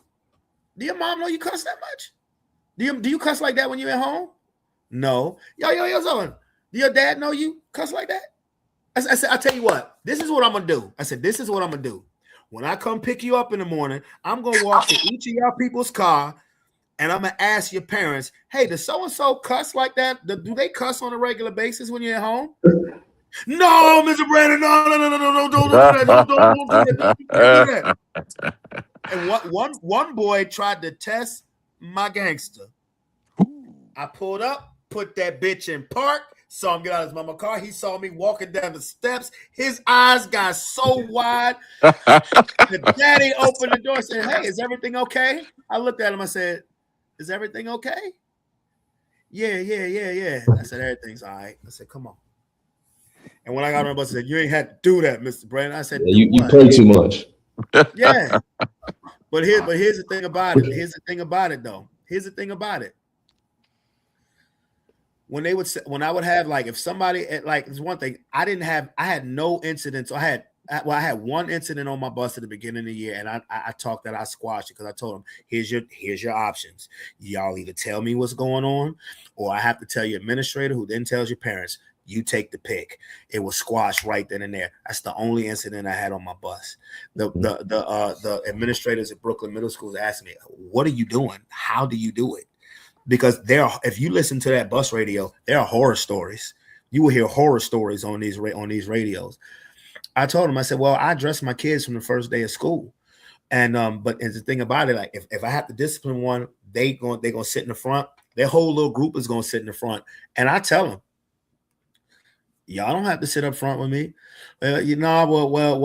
We sit together. Plus, when we sit up here, we do like talking to you. Oh, that's what's up. Yeah. Cause I tell them what I need to tell them. I put the discipline hat on. And I remember I had to tell one boy, I've tolerated a lot during this school year, but he did something specifically that was very disrespectful. And I said, now you got to sit up here with me for the rest of the school year. I said, it's not that I'm mad at you or anything like that. I said, but what you did was disrespectful. I said, I tolerate a lot. I said, but there's one thing I'm not going to tolerate from you or anybody else on this bus. I'm not going to tolerate disrespect. I said, I look out for y'all. I watch y'all back. I make sure y'all are good. I said, I'm not going to tolerate disrespect. That was it. That was it. The rest of the rest of the school, he sat up with me. We were talking about basketball again because he plays basketball for the school. We were talking about the playoffs, talking about everything else. And that's just how I carry it. My high schoolers don't do shit. I love them. They don't do shit. They don't do nothing. They just come. They be loud when they first get on the bus. As soon as I take off, they quiet and they don't do nothing. Half of them got to go to work. But I mean that's important. Like if you like, you have to engage. You have to, you got to know what's going on. You actually have to care. And that's the one thing that all of my students can say. Even 5 minutes of hell, Kia, even 5 minutes of hell knows that I care about them. I generally care about them. They know that. Well, speaking of that's the gratitude for me. Huh?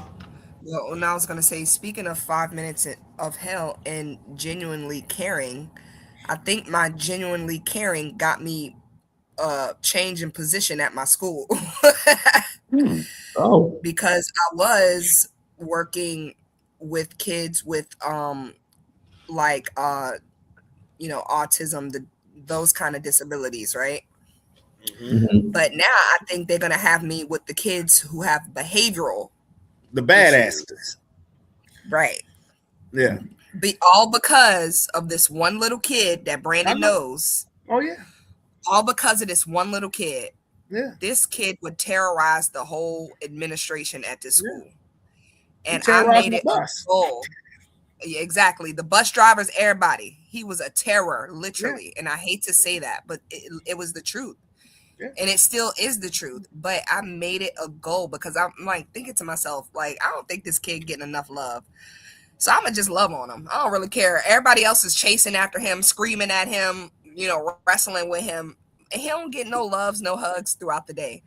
So every chance I get, that's what I'm going to do. I'm going to love on him. And that's what I did. And at first he was not receptive to it. He's like, first of all, lady, who the hell are you? Why are you touching me? Like, I don't want no love, nigga. I'm trying to run up the hall right now. Like, get off me. But he got used to it. And literally, I mean, because it's my duty in the morning to meet, I do bus duty in the morning. So I'm like there anyway when the kids get off the bus. So once he, like on his days when he's not like haul assing off the bus or like, shoes flying, book bag flying, and he's just like walking off the bus, he see me and I'm like, hey, I ain't even gonna put his name out there like that. Hey, how you doing? Give him a hug or whatever. And it got to the point where he would just get off the bus and just run into me, like, give me a hug, And then it got to the point where if I wasn't there, he was looking for me. Wait, where my hug at? Where's my good morning? Like, searching around me, like looking around the school, real talk. So, and I think, I mean, that's a great thing. I love that. But now I feel like I'm going to have to deal with that shit all next year. Oh yeah, no question. You better do some push-ups. You better do some push-ups every morning before you go to work. Listen, I'm built for it tough, okay? You better ask about me. Yeah. I'm listen, I love on these kids, but don't think I ain't had to run a couple of them down. All right? Trust me. Longdale is not for the weak. I'm gonna be honest. No, it's not. It ain't. You gotta be a thug to survive that school. Real talk. I'm gonna tell you. And there's another school where you got to be the same way. Lakeside Elementary. Shit. I ain't know about Lakeside until this year. I had to go major pain on a group of them kids on my bus. I'm not lying. I'm serious. I had to substitute a couple of days because one of the drivers was on vacation, and he parks with me at Hermitage, and he used to tell me how he hates his run. And guess who got his run? So the first day I had it, literally, it's one stop. This whole bus gets off at one apartment complex. And when I tell you these kids was horrible. So I'm just sitting there shaking my head. So when I got to that stop, Key, I think I told you about this. I told him, before y'all get off this bus, I just want y'all to know, when y'all go to bed at night, y'all better get down on your hands and knees and pray to God that I don't pick y'all up tomorrow. because if I do, y'all belong to me. They played it off like, yeah, all right. I had them the very next day. Before they even got on my bus, I had them lined up in front of the bus. And I took Dwayne, I went major pain on them. I was like, you think it's a game? I said, you think you're going to get on my bus and fuss and cut? Like, I had administrators coming out and teachers coming out of the building to see what was going on. I said, let me tell you something. I said, y'all have lost the privilege to go to the back of my bus. I said, y'all better get on that bus, sit down, be quiet, and enjoy the ride. I said, because you know what? I will write you up and I will get you kicked out of school. I said, you think I'm playing? And this old lady, this administrator, she looked so shocked. She gonna chime in, and I'll do it too. I'll kick you out. I'm like, I got, okay. And of course, you got one in the group. You got one in every group. He wanted to roll his eyes. And when I tell you, I got in his face like this. I said, you think I'm playing? I said, you want to try it? I said, you want to try it? Do it. I said, try it and find out. I picked this badge up. I said his name. I said, threw his badge back at his chest. I said, try it. I said, and find out. I said, you think I'm playing with you? When I tell you, I had him the next 3 days. Not a peep. Not a peep. I said, now get on this bus and sit down and be quiet. The lady gonna give me a high five when she walk off with the kids and looking and shit. And then see, that almost led to something because a week later, I had to go to another school. I had to go to Dumbarton. Well, we heard what you did with Lakeside, Brandon. You know, there's somebody having trouble. You think you can do that again? I said, look, if y'all want me to be somebody, I said, y'all want me to be a drill sergeant, y'all gonna need to pay me like a drill sergeant. But no, I mean, yeah, some school, yeah. So Kia, and Kia ain't lying. We say you got to be built for a tough deal with Longdale. Oh no, you do. But Lakeside's another animal too. Nobody like Brandon kind of warned me a little bit, but nobody like fully warned me what I was gonna be really getting into. Like I thought it was like, oh, a little another school and cute little school off in the cut. It's off in the cut for a reason. Yeah, because my bus run in the morning, were the worst kids, were the worst behaved kids. That's why I call them 5 minutes of hell. They were the worst kids. When I went to the meeting at the beginning of the school year, they was like 827. You got Hope Village again? They said, come on, let's go ahead and talk. How do you want to approach it? Because that was the run where said child that she was talking about. He was part of that run. Things got so bad. My first year there, things got so bad that the police had to be at the bus stop. Yeah, it was that real. Yeah, it was that real. And a lot of those kids from my first year went to middle school, and I would see him in Brooklyn. And here's the thing about it. Like Kia is not wrong. And this is the thing about society and how people are all trying to adopt this one behavior that is really not the behavior you want to adopt. Like Kia is absolutely right when it comes to this neighborhood. It's the furthest thing from the hood. But let me tell you something that I've learned from experience since doing this Glen Allen run. We think Holland Springs, and Kia, D, we all are Holland Springs graduates. Yeah. You think Holland Springs, people think Holland Springs is some type of way now. Ain't got nothing on Hermitage or Brooklyn. Matter of fact, I didn't even get a chance to tell y'all this. Hermitage is under county surveillance. Why are they under county surveillance? Because what have I told you guys? When I literally drop kids off at the bus, I drop students off at the bus in the morning, and they walk the fuck off campus. Literally, wow. Walk off the campus. I'm leaving to go to Skipwith. I see a few people on my bus. What are you doing? We're going to McDonald's. I'm like, did they let y'all do that? No, we skipping. I'm like, So somebody's parents called central office, blew the whistle, because I remember one day I went to McDonald's. The McDonald's right up here on Staples Mill, right across the street from the Kroger's.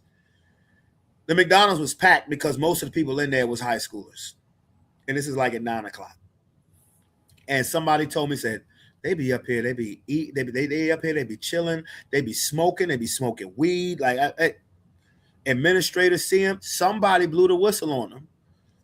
So one day when I'm driving in the morning to go to my bus, I noticed that damn gate is closed. I just busted out laughing because I knew why the damn gate was closed. But then I said, let me, because one day an administrator came on my bus. They were looking for a student who was not on the bus. They said, yeah, so and so was skipping. So if you skipping, you can't come back and ride the bus home if you skip. So I asked him, I said, is that why those gates are closed? He said, yeah. And that's when he told me what happened. A parent called central office. They're under investigation because there's too many realms to exit. Yo, I'm like, wait a minute, you can exit here, you exit there. Why is there not an administrator at each exit or a police car sitting there to deter this from happening? Like, the schools have to put forth the effort too. This is like they say, it takes a village. The school has to put forth the effort as well. Yeah. You just got to look at it's the resources, though. They may not have the resources available to have a teacher at each exit, or the county may not be able to supply 3 school officers on each wing of the school to make sure no kids are skipping.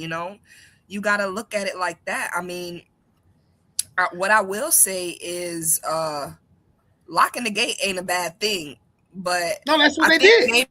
Maybe having maybe trying to have or I would say like the assistant principal and the principal.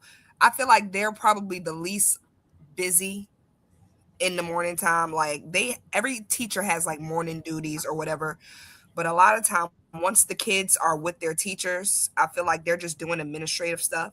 So I'm like, maybe at a certain time, maybe the assistant principal, the principal, they need to like coordinate with the resource officers and just maybe keep an eye out on the directions that the kids would usually go if they were going to skip. You see what I'm saying? See the gates, the reason why it's tough to shut that gate is because that's the entryway for parents to drop off kids too. So that makes the gate to a road. Yeah. Off of Lucas Road. That gate off of that small road, Lucas Road. Yeah. That gate. Yeah. That gate is tough to shut. So, but see, this is the thing about it. You don't have to have a Henrico County police officer there for the entire day. You just have them there from time the doors open to time the second bell rings, because the students, they're leaving as soon as they get off the bus or out after they get off their parents' cars, and they're walking right out that exit. There's a little trail behind the Kroger shopping center that I didn't see them do it. You know what I'm saying? And all I told Roman was, you bet not. That's all. You better not. Does Hermitage have a resource officer at all? Yes. Like a police officer? Yes. They have a couple of them because those resource officers are there in the afternoon when I come pick them up. But what about in the mornings? You got to think these cops do other things. But the resource officers are in the front of the school in the morning. But where they need to be at is by that gate, because they're not leaving from the front. You're not going to do that. It's too many eyes on you. Or maybe they should just split up. I mean, now, is that something that's an inconvenience to the officers as far as, let's say, being at the school for maybe like an hour during the morning? To me, I would think that would be easy. So each school resource officer that's on site at the school, they're assigned. That's their assigned position. Right. They're there the whole day. Yes, unless either somebody hits a little red button on their radio or you hear a code blue, which is a school shooting at a different school. Those are the only two situations when every law enforcement unit is going to that location. Right, because kid, remember that happened. Remember when Roman was on lockdown? That's what happened. Because it was a code blue, and the officers from Brooklyn, from the officers from Brooklyn, from Moody, they was all at Hermitage. Because remember, Roman was locked down for over an hour and a half. Yeah. So there's specific officers, just like the officers who was at Holland Springs. They was there all day, right? I don't know. I don't know about Holland Springs. I was talking about when we was in school. Oh well, yeah. When we was in school, they actually had staff to do it. So yeah, they were there. They were there all day. Yeah, But nowadays, Yeah, sheesh, because some schools don't even have an officer, like Longdale. yeah, yeah, they need one. Yeah, they just got security. Ugh. yeah. I And see they be those having a walking hard damn around. time dealing Yeah. with like what are you doing, bro? Like, get out I the know the way. Longdale security. They funny. That's all I'm gonna say is they funny. They funny. Yeah. No, I'm just joking. Um. Like, I mean, But everybody does the best that they can do. Dealing with other people kids is not easy. You know what I'm no. saying? Because you have to deal with what somebody else did. You know what I'm saying? And I hate to put it that way, but that's the God's honest truth. However that person, whatever their experience in life was how they raised their kid. And, no matter how the child is, the complete angels or complete terrors, dealing with people's kids is not an easy thing. And God bless everybody who does it. But I'm gonna be honest, and I was having this conversation with a coworker the other day because I'm just hearing too much shit about, these young kids just wilding out like there's no guidance whatsoever. And I used to say something a bit more extreme than what I'm going to say now. And I'm not going to bring up the more extreme version of it. But what I will say is, I think, like, certain serious positions in life, like doctors, lawyers, judges, you got to go to school for ever and ever and ever and ever before you can be, get the green light to go ahead and do that thing. I feel like it's going to get to a point where people gonna have to get a degree to be a parent, bro. Like, real talk. Because What? niggas are dumb. Niggas are like they're dummies raising. Like, I hate to say it. Like, if you have someone who had no guidance themselves, how can they guide someone else? They're Well, gonna guide them right to where they are. unfortunately, you don't have to have a degree to procreate. No, I said that was the conversation. I said people should have a degree to have kids. Like, ridiculous. Yeah, but some It's people not would like fail. how much it's not rocket science. Like, let me give you a good example. You send your kid to a place knowing that, one, they're not potty trained, right? And they're gonna need to be changed throughout the day. If they're there for like maybe 7+ hours, they may need to be changed 2 or 3 times, right? To literally send them on a day-to-day basis with nothing, ignoring correspondence, just nothing. Now, if you need assistance, say something. But just to blatantly ignore the kid's needs, that kind of thing disturbs me. Like, I'm not even going to say when and where it was, but there was a situation I had working with a child one time before where the child literally came back to school in the pamper that he left in the next, you know what I'm saying? And I'm My not gonna Yeah. say, and it wasn't where I'm at now. So, Well, but the sad part about that is that yeah, it's trifling ass parents out here. It is. and this yeah, is why we have kids with no direction out here living a life they know nothing about, getting involved in things that, honestly, adults shouldn't even be involved in. And, it's like, it's sad that the, the, it's in the oven. You're gonna have to put it in the microwave. I'm sorry, y'all. No, you good. He told 3 hours after I fix it to tell me he wanted. Okay. All right. But you know, it's what I was gonna say is I feel like sometimes it's like a domino effect. So someone not doing the right thing as a parent, or not even, or let's say not even giving their kids the love that they need or the understanding that they need, could affect a person's life who have nothing to do with it. You see what I'm saying? Of Who's course. totally disconnected from the situation. And it's like, this is the things that people aren't conscious of, but everybody's so self-absorbed. And the Bible talked about this. Like, people will be lovers of themselves, and it's sad that the kids are suffering because of it. Of course. Mhm. Everybody's so self-absorbed. Nobody cares about Of course. nobody. Look, I've seen for years parents, you know, you know, put themselves before the children. Parents act like they're that they don't that they regret being parents. But then you have parents that have kids just to get a check. Unfortunately, what I think that, and this is the hardest thing to accomplish because it's just it's not realistic. But I think what uh, uh, uh, children need, and I think what a lot of parents need, is less access because Less access and to when what?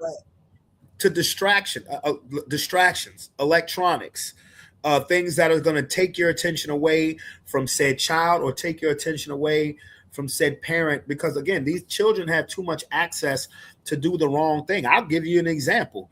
This was just a week ago when I had a DJ at the wedding, and I came in to do London's hair, to redo London's ponytail.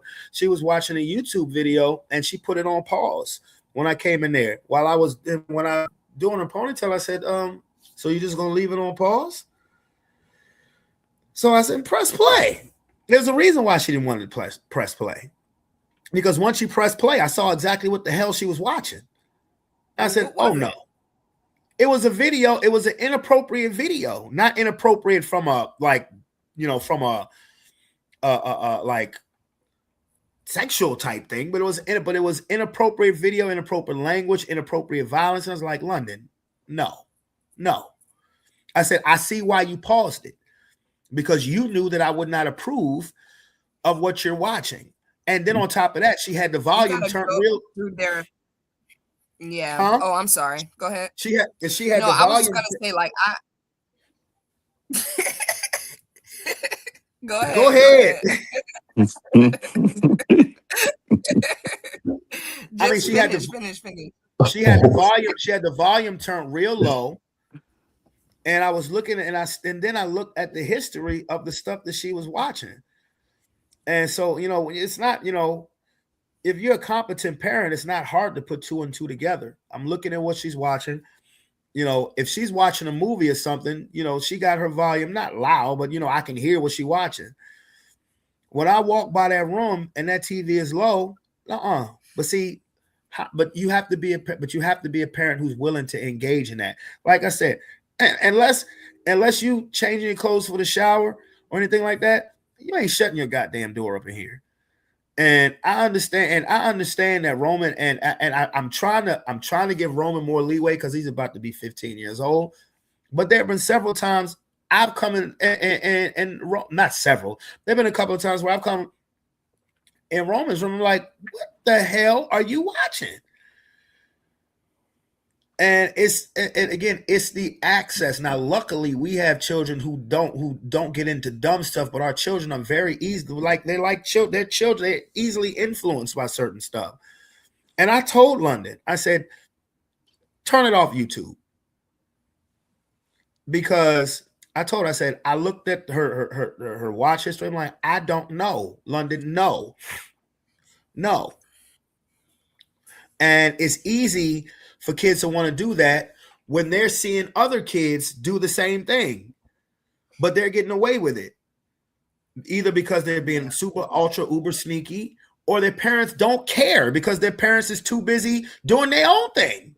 Mm-hmm. I'm gonna tell you what I like to do up in here, because all the kids' YouTube accounts is my YouTube account. Not Roman's. Romans in here, yes, it is. Yeah, okay. I don't know what it is at your house, but here with me, it's my YouTube. So I see both of all their watch history, and just I'll give you a good example. It just happened. We were listening to a video, and I was actually listening to the video with London, and it sounded like a very innocent video, and it was up until it wasn't. And let me tell you what the motherfucker said, because that shit threw me for a loop. I was not expecting it. He was like telling a story about his cat or something like that. He was like, saying that I had a cat and I told my friend, like, he's a house cat, can't let the cat outside, blah, blah, blah, blah, blah. He was like, so I went to use the bathroom and then I heard the door open and I heard my friend like yelling, I guess like the cat ran out the door. And like up until this point, it was an innocent story. Up until he said his balls hit the floor. When he said that, I said, "Oh hell nah, turn that shit off." I ain't gonna lie, I'll probably start laughing at some shit like that before I make it turn off. Mhm. Me and London were both shocked, but stuff like that, I go to them same videos. If they're subscribed, unsubscribe, block, not interested. I don't play that. I take it away from the algorithm. Like, you're not going to keep showing my kids these type of videos, and a lot of times they'll click on videos thinking they're innocent and unassuming, and then some weird ass shit pop up in the middle of the video. It's kind of hard to gauge because the internet's a weird fucking place. But like Brandon was saying, you do have to pay attention. I'll be all up in that watch history. I don't play that shit. Well, I mean, yeah, I do not play and that.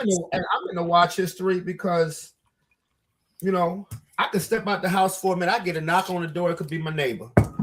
It could be my neighbor, and I'm standing right outside my front door, and we chopping it up, and they think that I'm not around, and think they get to watch whatever the fuck.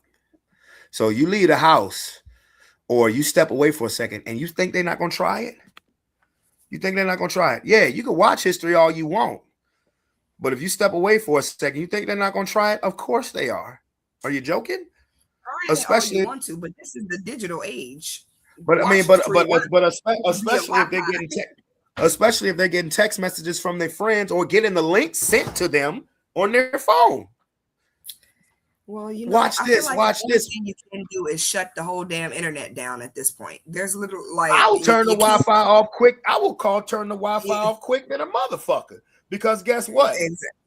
Guess what? Because I know how to survive without the shit. Oh, you should, Dwayne Hampton, you should see what my house look like if the power blinks. Let it blink. Both of them are coming downstairs simultaneously at the same time. The internet's off. I'm sitting there watching TCR. I'm sitting there. I done popped the VC. I done popped the VHS in, and I'm like, yeah, so. Well, we can't watch TV. Well, come down here and watch TV. I'm watching a video. Yeah. I can't play my computer. Boy, you better come over here and play this Nintendo 64. Like you don't know, don't act like you don't know. No, because I'm serious. When the internet, like if the power goes out, let's say the power comes out and comes back on. Like it was a situation one time where I think it was my birthday. Somebody had gotten into an accident. Power was out for a minute, but when power came back on, Xfinity wasn't back on. Xfinity wasn't back on until we woke up. They ain't know what to do with themselves. They slept down here with me. Because you know why? I got that 8-hour VHS, pop that bitch in. Oh, look, Smurfs. Oh, look, Despicable Me. Huh, my TV down here is working just fine. I'm playing video games just fine. Care to join?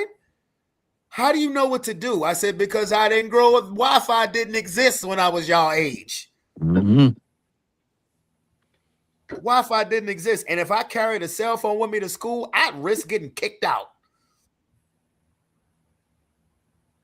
So I don't have a problem with it. Because look, when Roman's grades ain't good, I try my best. I will shut everything off. I get the phone, cut that internet off. Lomar, there's a V. I could literally point to it. There's my VCR right there. And it still works because I was watching it yesterday. I mean, because honestly, I think access needs to be taken away. But that's the hardest thing to do because pretty much everybody relies on Wi-Fi for everything. Everything. So that's the hardest thing to say. So that's when you hear the phrase easier said than done. Access, a certain amount of access needs to be taken away from said child and said parent because parents are just as guilty because parents be stuck in their own, living in their own world. Facebook, TikTok, IG, whatever, living in their own world. Living in their own world. And the kid try talking, okay, yeah, all right. So that's just my opinion. That's just my opinion. Because when I move, look, I don't know if I'm gonna put cable boxes in Rome and in London Room.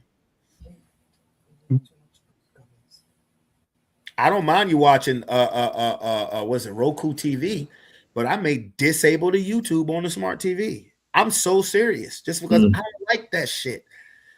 I don't like you watching shit that you ain't got no business watching. I know, because I used to do it when I was a kid.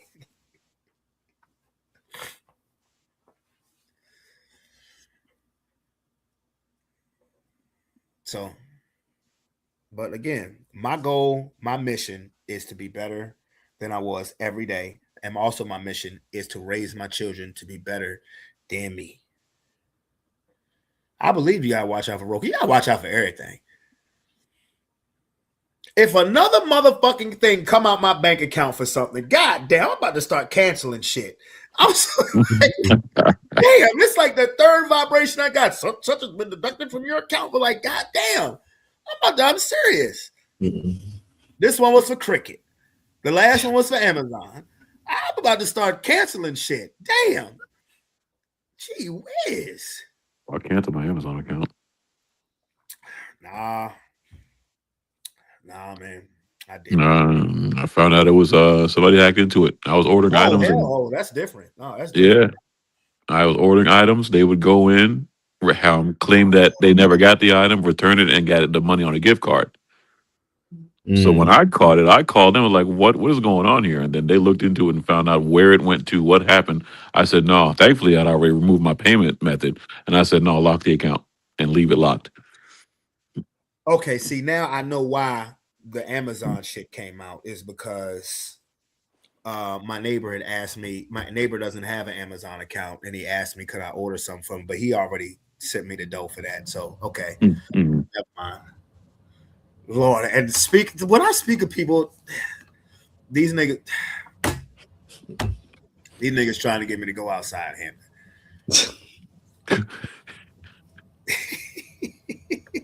Literally just text me as I was talking about him. Beach house tonight? Like, come on, bruh.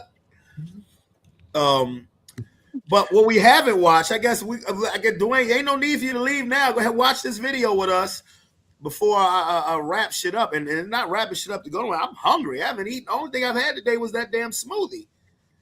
Now, D, every week, you are familiar with the comedian Eddie Griffin, correct? Yeah. Okay, so he does this segment weekly called NNN. It's called Nigga News Network. Oh, this sounds good already. Okay.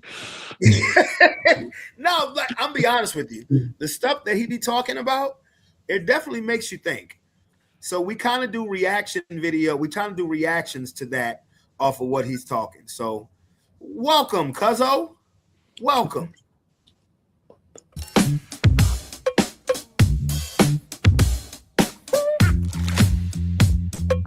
Welcome to another stop of NNN where we give it to you straight, no chaser. Let's jump right into it. Trump, his bad luck slept rock. He showed up at the Knicks game.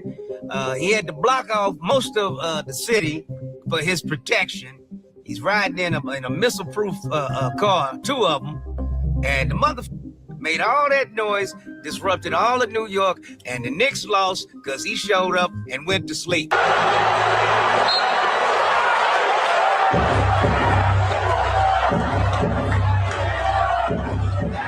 Now he's ISIS funded, by the way. They kept that underneath the radar while he was bringing his ass down there to the Knicks game. But yeah, ISIS funded $70 billion. And the first city that they're going to release ICE in that massive numbers is New York.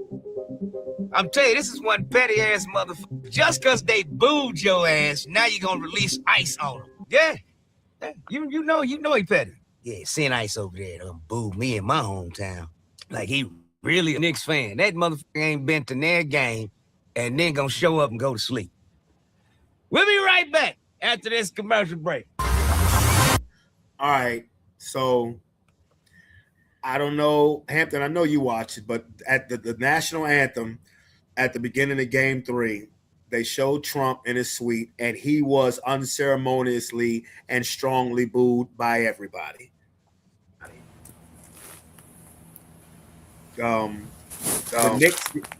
Knicks did lose the game. They rebounded and won the next game in dramatic fashion. Me and Hampton talked about that. The Knicks are 1 win away from the title. But the fact that Donald Trump and Stephen A. Smith now are beefing is hilarious.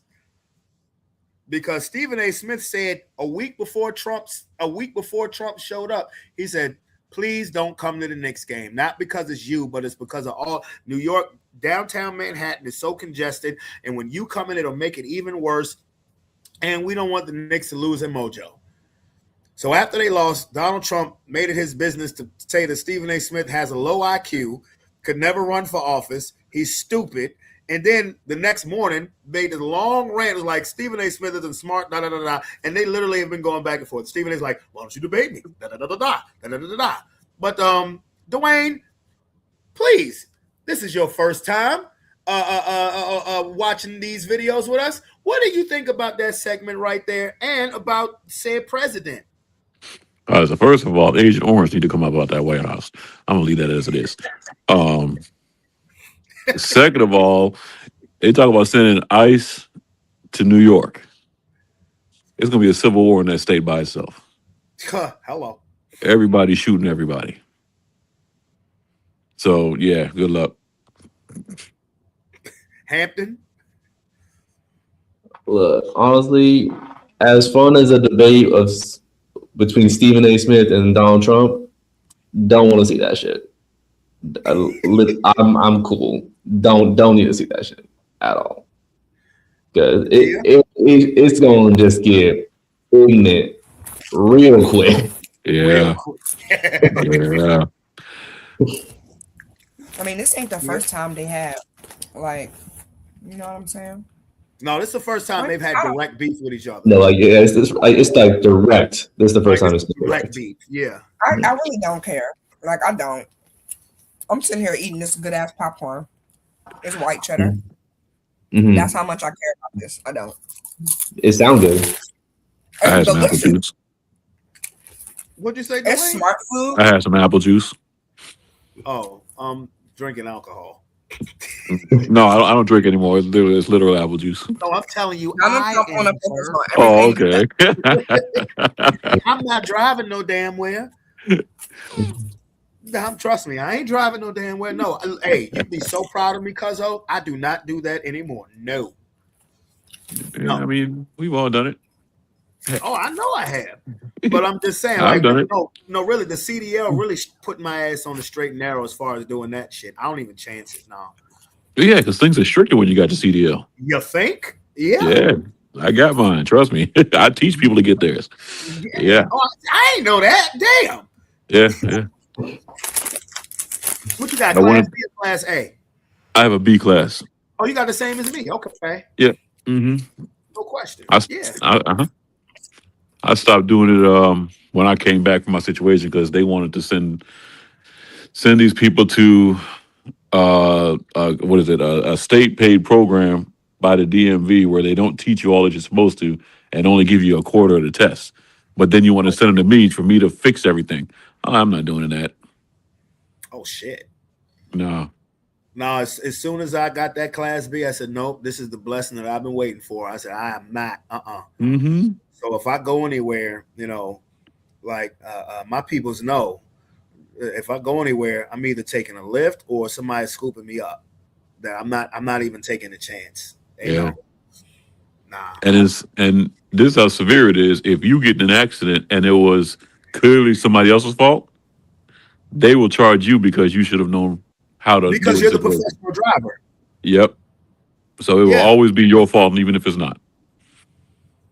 So, I just got a message. Was that you, Hampton? No, that wasn't you. Somebody just said USA is kicking ass. That's what's up. Yeah. They But are yeah, getting yeah, that yeah. stuff. That's how they do. Because you're the professional driver. I Yep. learned that when I was driving when I had my when I was driving the step vans for Amazon. Hmm. It's your fault for every motherfucking thing. Oh yeah. Yeah. Let's keep it moving.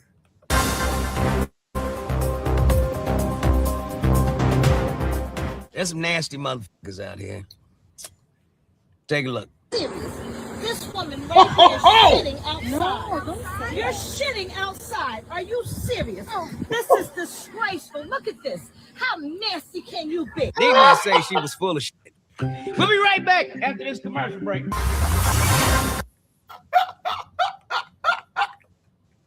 Lord have mercy.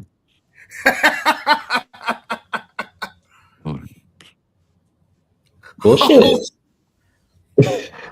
Oh shit. Yo, I'm sorry. That reminds me. I don't know if you heard about this, Hampton.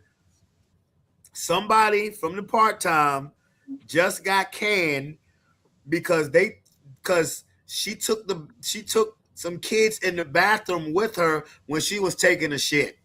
Absolutely not. I'm not making this up, bro. I just found this out today. That's a situation that caused you to have to be registered. I'm not making this up, bro. No, you definitely can't do no shit like that. I'm not making this up, bro. And then on top of that, it was in one of the little kids' classrooms on the other side, on the opposite side of where my room is at. You know how low to the ground them goddamn toilets? How little These probably gave out going down to the toilet. Yo. She took kids in the bathroom while she took a dump. So needless to say, she's no longer there. You couldn't get someone like to cover you, like goal 4-1 USA. Yeah, USA won 4-1. They just scored another goal. Hey, when I heard that today, I had to walk out the classroom because I was laughing so goddamn hard. I was. That shit is not funny. It's not funny, but it's funny. It's like, what the hell is happening on Earth? Sodom and Gomorrah. Seriously.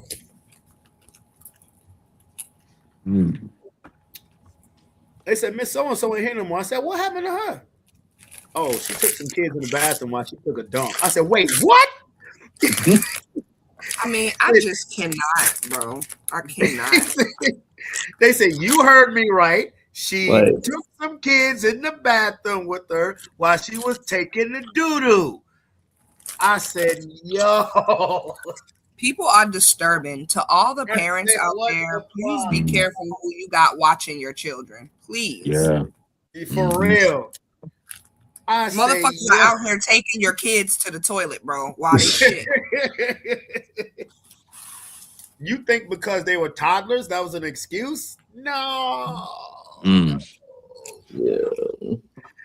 That's one of them. That's one of those situations where you get fired and you say, you'll never work in this industry again. And that shit is real. No, you ain't never working a child care again with your shit ass. Yeah. I hope that shit was worth it.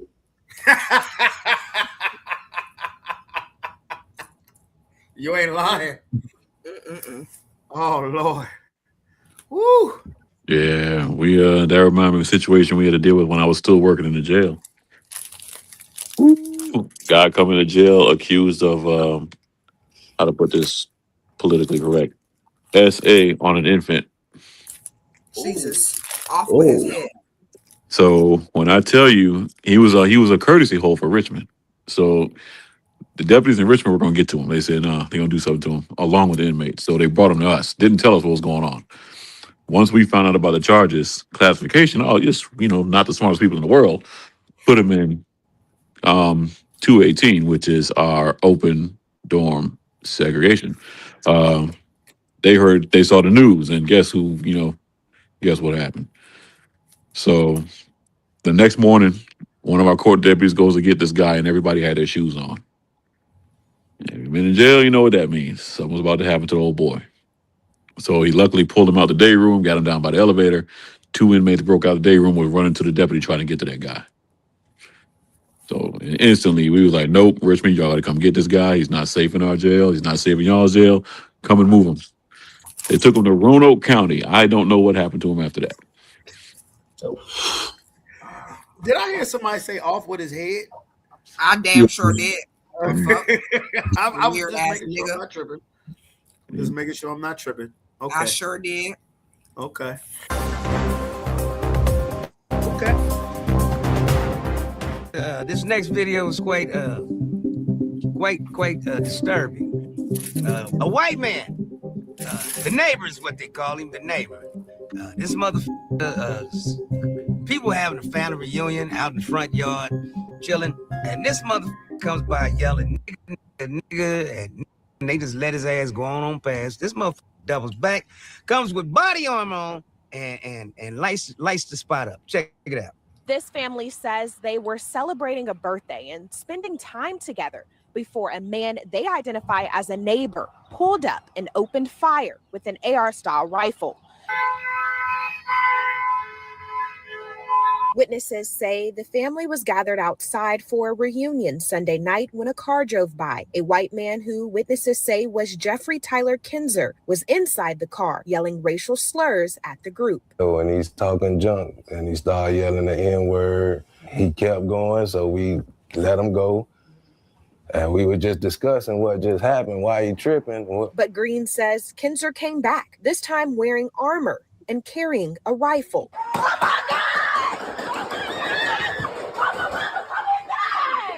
And then that's when everybody started running. He got a gun. All the kids, they were making sure the kids get in the house.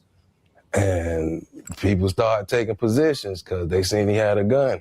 And I was in the middle of the street. That's when he raised it and fired. Boom. And I grabbed my gun and started returning fire. Hello. Moving with him. Green says he's a Marine veteran.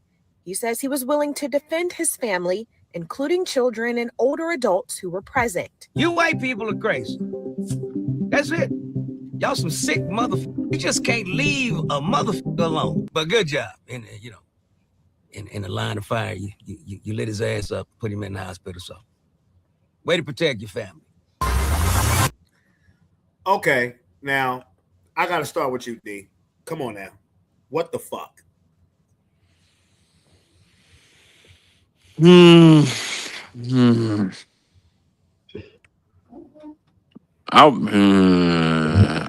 don't want to put myself in a situation where I got to pray to God and repent. So I'm not gonna. What I'm thinking, He knows. I'm gonna need the Marine to make sure that his aim is a little better, because that guy don't need to be walking this earth. He gonna do that to somebody for no reason. Opening fire on somebody like that, that wasn't, no. There's no excuse. I mean,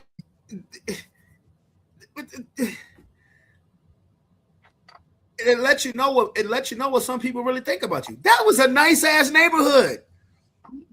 And that's the world now. That is what it is. That's the world now. That's where we are. Because we're living in a nice ass neighborhood, all of a sudden we got the fuck out of here, man. Yeah, that's the world. Kia? Anybody will go anywhere, and that's it. Yeah. Kia? Hello? Oh, my bad. I was muted. I had muted myself. I mean, it's ridiculous. It's going to get to a point where, like, everybody really need to embrace their Second Amendment right. Like, you got to be able to defend your family and yourself. You got that right, first and foremost. And it's like, I don't want to, like, alarm people or anything like that, but it's like you have to adapt to your environment. We're living in a world that's getting crazier and crazier by the day. You know what I'm saying? So what can you do? You can either be a sitting duck, ducking shots, or you can get your Glock and bust back. I don't know what else. Like, he did the right goddamn thing. You damn right. And I'm going to tell all these little racist ass white people something real quick. Y'all got to stop fucking around with black people. Because this ain't your great-granddaddy's black person. This ain't your great-granddaddy's nigga. I'm going to let you know these YNs out here will fucking kill you and yours. Stop fucking around, bro.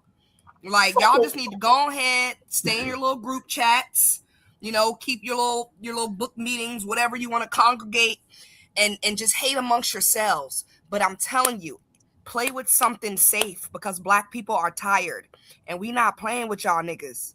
Y'all better stop fucking around. The hell with a YN in a situation like that? That ON was supposed to handle business. Brandon, no, you're not wrong, but I'm saying I've seen videos on Instagram, on X, with, you know, these white races out here, you know, these people. It's a different time. Like, it's sad to even say we still have racism in 2026. Like, nigga, we're in the future. What are you doing? Like, hello? Can we be in the future? Can you leave that shit back in the motherfucking? This is the present. This ain't the future. This the present. But what I'm saying is, this is me thinking back then, fast forwarding to now. Like, absolutely. You know what I'm saying? Absolutely. And so the guy's in the hospital. He didn't die? Nah. Okay. Well, shit. Let God sort it out.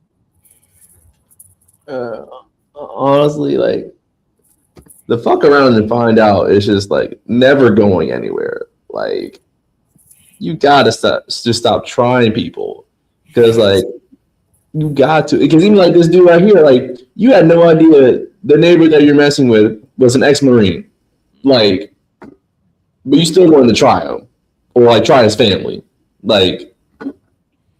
But you have no idea who you. Yeah, exactly. Like, you have no idea who you're messing with, or like you have no idea if someone is at the point like they're just gonna retaliate. They don't give a fuck. Like, well, see that right there. That right there is a good situation when people are talking about with this thing with Carmelo saying that they claim self. Yep, they claiming self-defense. In Carmelo's situation, no, that was not self-defense. In this situation, that's exactly what self-defense looks like. Hell you yeah. have fear for your life and other people around you. Hell yeah. And then on top of that, all you did was look, and you saw black people gathered up in a neighborhood that you didn't think that they belonged in. And like I said, you didn't realize that your neighbor was a ex-Marine. An ex-Marine who fought for your freedoms, fuck nigga. Mm-hmm. For him to come around and do that nonsense. But you gonna bust shots because he's black. Man, please. Boy. Yeah, they were having too much fun. You gotta stop that shit. Yeah. Oh, they're outside talking. And a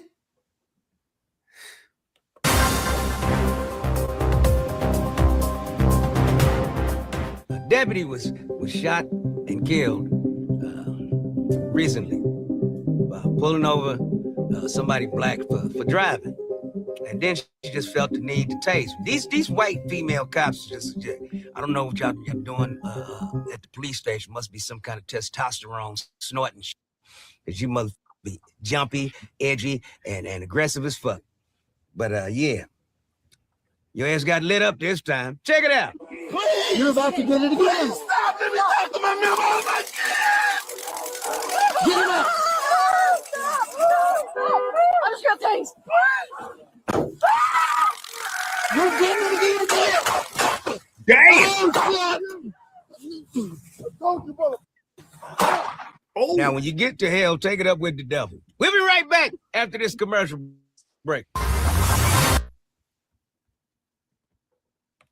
I got so many questions. I got so many questions. Go ahead. I need to see more of what happened prior to what led up to it. What's going on? I need all of that. The way you show up in the right segment tonight. Like, Didn't he? I need more than what I just saw. But what I just saw right now, first of all, why did you close the door? If you don't know what's in that car, why did you close the door? I'm not going to ask why he was being tased because I did not see what went on, what caused it. That's why I need to see everything. I don't have enough to go on this. 3, apparently these officers have not learned about something called a fatal funnel. If you're in their sight, you're in your fatal funnel. Wow. Yeah, there's a lot of training that apparently somebody didn't go through. Yeah, you showed up on the right night, D. Hampton. I'm just so. I mean, like even without the knowledge that your cousin got, I'm confused of why you closed the door. Like I'm you like it seemed like you. I mean, you didn't have the situation under control, but like you closed the door and then kind of your partner walked away a little bit, and then I don't know what you were thinking in the situation. How did she get tased? Because if the prongs went to the driver, how did she catch it unless she went and reached for one of them and pulled it out? That was gonna be my next question. Like, how? There's just so many questions. Let's watch that one again. Hold on, kid. Before we get to you, kid, let's watch that again because that's nuts and aggressive as fuck. But yeah, your ass got lit up this time. Check it out. You're about to get it again. Stop! Let me talk to my man. Oh my God! Get it up. Oh, okay. I'm just gonna taste. You're getting it again. Oh, Now, when you get to hell, take it up with the devil. We'll be right back after this commercial break. Okay. All right, so the moment he closed that door, they should have backed away. Yeah. That was it. If it led to a chase, okay, fine. But you should have backed away. Kia? I'm just trying to make sense of what I'm looking at. So basically, the guy closed the door and then he was the one shooting from the car? Yep. Yeah. So did he kill them all? Well, we don't know that. Are they all dead? I have no idea. I know the gentleman that took the first couple of rounds, he had the body cam on. He fell to the ground. That was it. Because the body cam went with him. I don't know about the other one. That was the chick. That was lit. Oh, well. Yeah, that was the chick. No, that was her body cam? Yeah. No, it wasn't, because the body cam we were looking at, we could see her. But I'm saying the first That thing wasn't that her he body said, cam. the first thing that Eddie Griffin said was a lady got killed. Hold on, let me run it one more time. Oh, they said they got tased. Hold on, let me see. Somebody black for driving.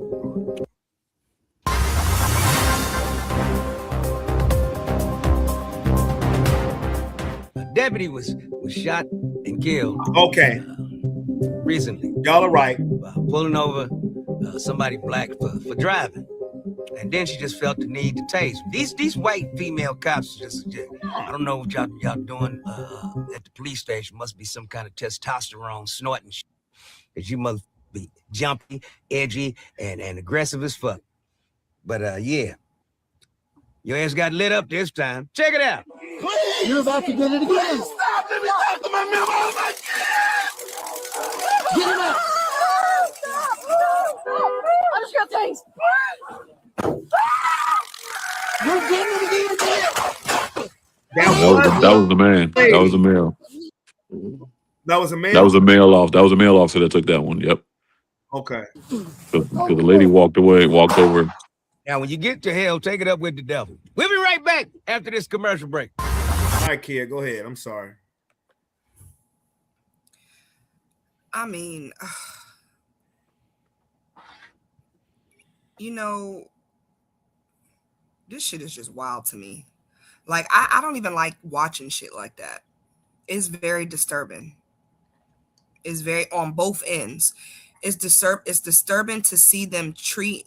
I don't like Dwayne said. I don't really know what happened to lead up to that.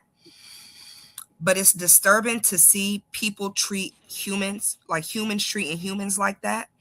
And it's also just as disturbing to see humans able to just like, you know, kill.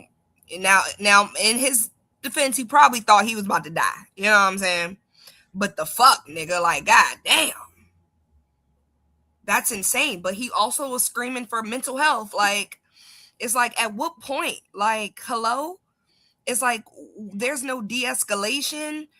There's, I feel like there needs to be more sensitivity training, more mental health training, more how to deal with people who, because I'm gonna be honest, I feel like a lot of the things that's happening in the world now start off as a mental issue. And that mental issue turns into like a crime. Definitely. Mm-hmm. Definitely. All right, well, let's keep it moving forward. Hey. Reptilicans at it again.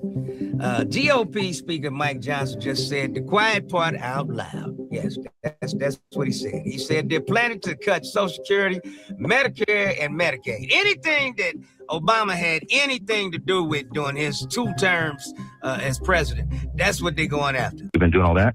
And then we're going to lead up to what we have to do and address the largest spending items. The reason we're in trouble is because over 74% of federal spending is on autopilot, mandatory spending. That's your entitlement programs like Medicare, Medicaid, and then things like Social Security.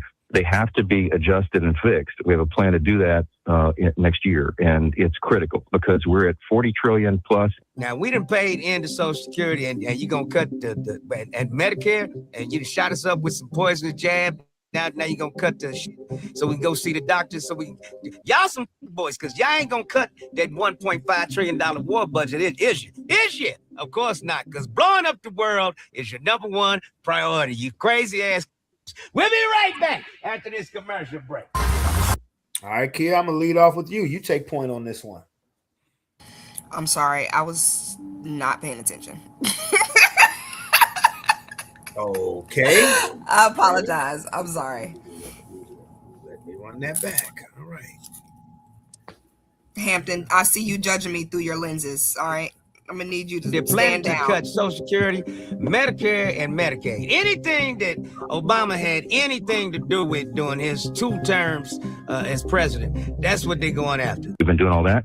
And then we're going to lead up to what we have to do and address the largest spending items. The reason we're in trouble is because over 74% of federal spending is on autopilot, mandatory spending. That's your entitlement programs like Medicare, Medicaid, and then things like Social Security.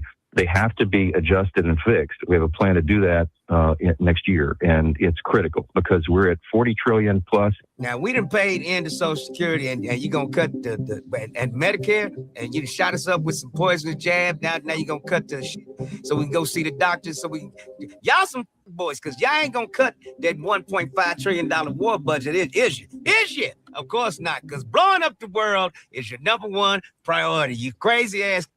We'll be right back after this commercial break. Yeah, I mean, yeah, blowing up the world is their fucking priority, bro. Nope. My thing is like, oh shit. Hold on 1 second. The cat just did something weird, and I need to make sure Roman is good. Okay, hold on. I just heard her hiss, and he the only other child. You okay? I just walked past her, and then she do that for no reason. She hissed. Yes, I just walked past her. Okay, you all right? Mm-hmm. Where is she now? Downstairs. All right, I'll get her. I'm sorry, y'all. I live with a demon cat. I'm trying to get rid of her. So if anybody want a cat, just let me know. You ruined it by saying a demon cat. Like, did I say demon out loud? You did. I thought it was in my head. I'm sorry. mm-hmm.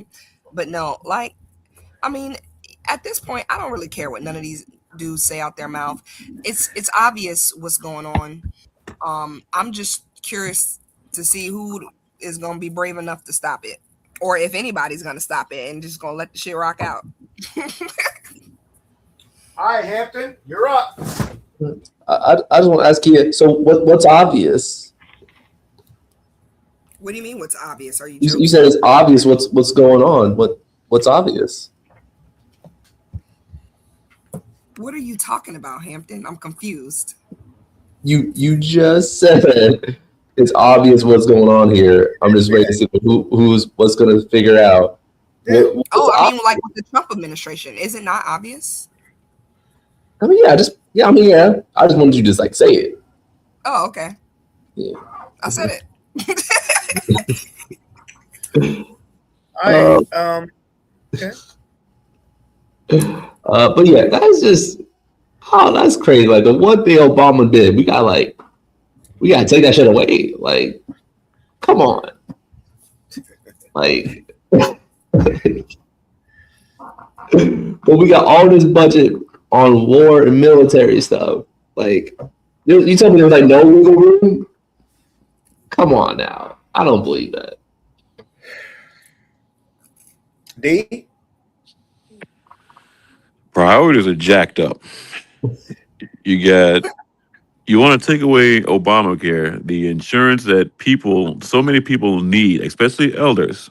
All right, for an example, I know somebody that goes to our church. I pick her up every Sunday. She's in a assisted living place. She's been diagnosed with leftism, Parkinson's disease, and dementia. She can't move her left side. You want to know what's paying for her to be there? Obamacare. Once that goes, they can't hold her. She can't walk.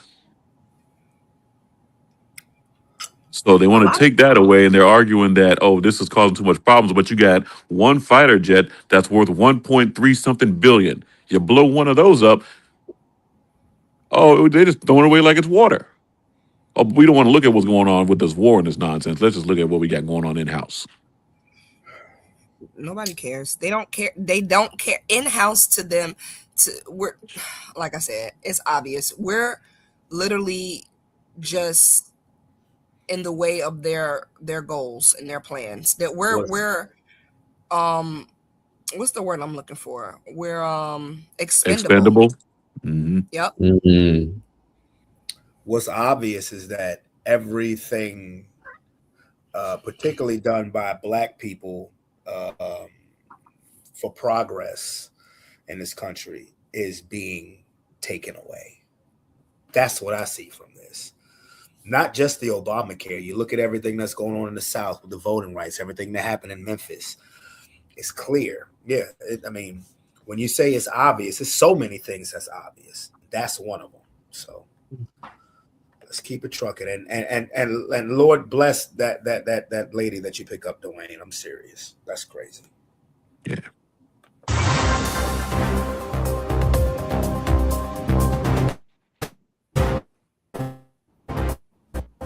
Oh, speaking of war, yes. We just bombed Iran again. So much for the ceasefire that never ceased because Israel just kept on shooting at them. So that is, yes, welcome to World War III. It's been going on for about 3 years, but on the low, because the biggest news story is Wembanyama, the 7'1" for San Antonio. That's the number one story in the news right now. So, sports is everything to this goddamn country. Everything's a goddamn team. Or you're on team red or you're on team blue. Or you're going with the Knicks, you're going with San Antonio. It's all just a sport. Reptiles and demon crats. Yeah, it's just a sport. Wake up out the fucking matrix. You silly ass sons of bitches. It's time to kill all these motherfuckers. Did he say Wembanyama? Yeah.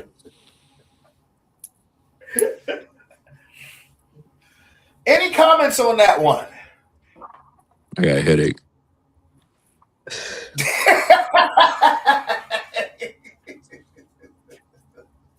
I'll take that as a no.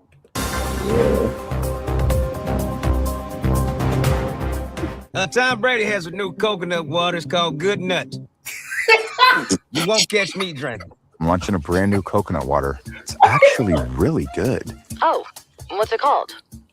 Did you make it weird? It actually doesn't matter what it's called. Yeah, it kind of does. Hello? And the Simpsons prediction comes true once again. They predicted that Tom Brady would do something like this, Good Nut coconut water. We know the writers for the Simpsons are time travelers. So them and Barron Trump, they just be, going back and then bring the shit back to the future. So who's going to purchase some of that Good Nut? Fuck no. Did you hear a slogan though? I just think, come on, bro. Enough with the innuendos. I mean, it gets better. He has a catchy slogan. What's the slogan, Hampton? Good nut. No, it's a delicious mouthful. You know what? This should be against the law. Like, kids might want to buy this shit, bro. Like, oh shit! Enough with the innuendos and marketing. America is hypersexualized, and I'm fucking sick of this shit, bro. Oh shit! Y'all niggas are weird. Bro, you gotta lose your friendship with me if you over here drinking that good nut. Like there's no way. I'm sorry. That's not happening.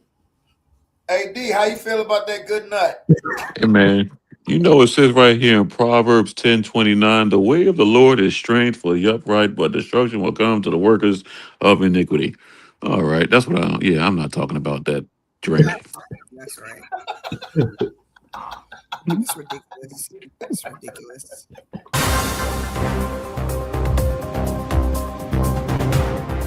Don't forget to comment, like, and subscribe.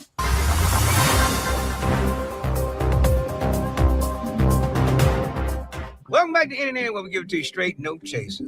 Being a nigga is hard in America. Yes. Carmelo Anthony has been sentenced to 35 years in prison for stabbing the son, Austin Metcalf, the son of a good friend of the judge who was in charge of the sentencing. There's pictures of the whole family hanging out with this motherfucker. So, yeah. Privilege, white privilege once again. Secret Service, Sam, here about the Carmelo Anthony Austin Metcalf case, and something, again, is not right. They have already transferred Carmelo to the Bird Unit in Huntsville, Texas, and get this, the warden there, his name is Talin Metcalf. Now, we don't know if they're related, but this seems extremely sus to me. Extremely. And I fear for Carmelo Anthony. Now, his team has already filed an appeal. I believe they've raised over $600,000 for him on GoFundMe. But something about this whole entire trial, it just seems too related. Just because he went underneath the wrong tent and the tent didn't have no logo or nothing on it, he's just trying to get out the rain. And them motherfuckers say, get your black ass up out of here. Any nigga gonna say, nah, I ain't going nowhere. Make me go. And, you know, they start roughing him up and motherfucker end up getting stabbed to death. Nigga get 35 years for stabbing a young white child. But an Asian can get off for shooting a young black kid, 14 years old, for not stealing a bottle of water, shot him in the back as he was running away. Yeah, so you can just walk, you can just kill him. Get no time at all. This little motherfucking child is notorious. And the judge, of course, did not allow the footage to come into the courtroom. Him chasing and shooting at people, black people, constantly, slamming little black girls on the concrete out in front of his little store that is no longer there, by the way, because took care of that. So, yeah, you child. Rest in peace, Cyrus Belton. I see why the gangs be killing motherfucking, because you get no time for that. You ain't gonna kill nobody white. You'll get triple life. You die, come back, you'll be right back in jail. Man, what happened? I got 2 more lives to do. We'll be right back after this commercial break. Now, everything that was said about the trial and the judge, that's definitely suspect. But again, I can't defend the action. Now, if it is some tomfoolery going on with the case, that ain't right neither. But again, I can't defend the action. D, you go ahead and take point on that. So I'm saying the action, everything that came out in the case already, it painted black and white. You can't change that. Is there some foolery that seems to be going around? Yes, everywhere. From whoever it is that invited this child to that tent? Absolutely not. I think there's something wrong with that.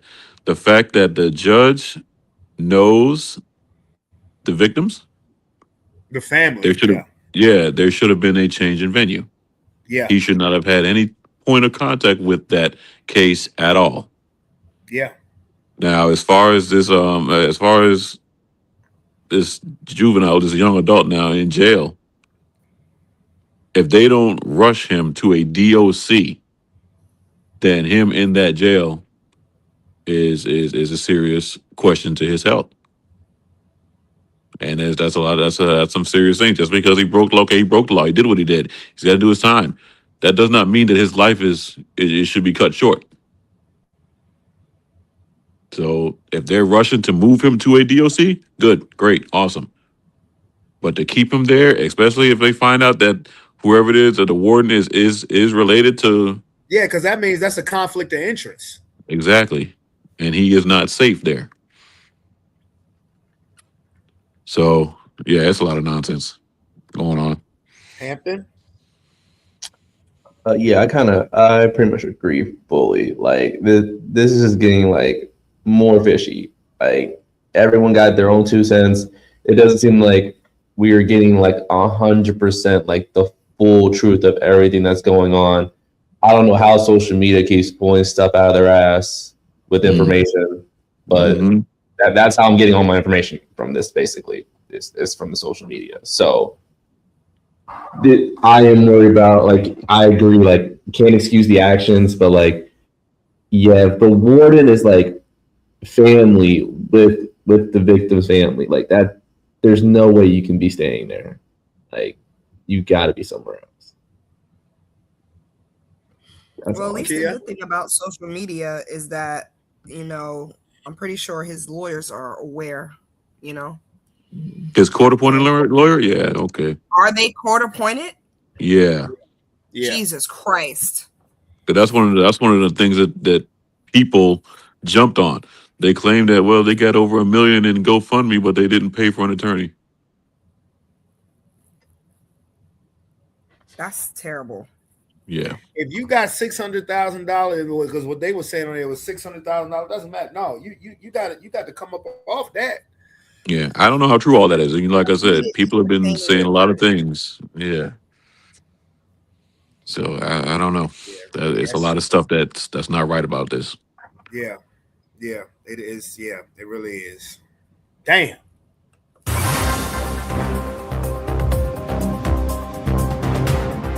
Welcome back to NNN, where we get to you straight, no chaser. They got a new scandal out there at the gas station. Be careful. Take it out. You're filling your fucking pump up with that shit. Warning the next time you get gas. West Suburban North Lake police say scammers are trying to steal gas directly from your debit or credit card. Now, here's how the trick works. Scammers jam a small screw into the gas pump's nozzle cradle. When you finish pumping your gas and hang the nozzle up, the screw blocks the lever from closing. The pump thinks you're still fueling. So once you drive away, a thief waiting nearby pulls up and fills their own tank. Take that the fuck out. You see it right there. You bloody motherfucker! You know what that is? No, what is this? You know what the fuck that is? You know what the fuck that is? You're stealing my fucking car. Take that fucking shit out. You take the nozzle and you put it back in. Now, there's a screw in there. You click it, but it's still on. It ain't gonna say that you're done pumping gas. You drive off, and then somebody else fills their tank up. They just keep filling your tank up, and then you're gonna see charges on your credit card, mean thousands of dollars, because you done bought the whole city gas. Be careful out there. There's a screw.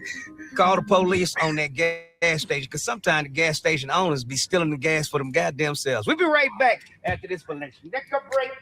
Hold on, I'm sorry, y'all. Take that the fuck out.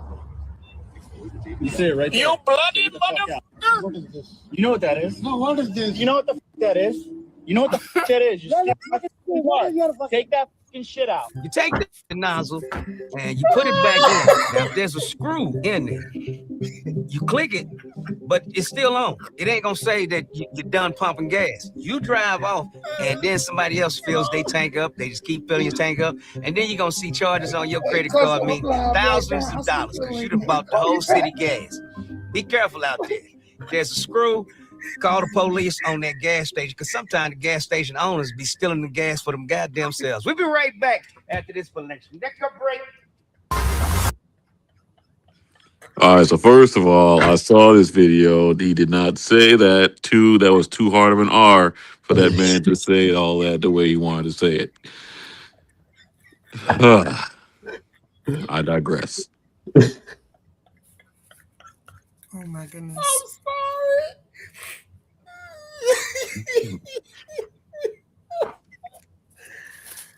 I'm sorry, that shit caught me off guard. I'm sorry.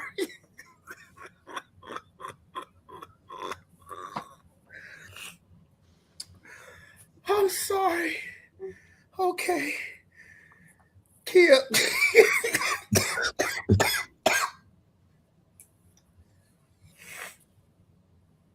I'm sorry. I don't even know what's funny. I'm so confused. It's because of That how you bloody motherfucking. He did not say that.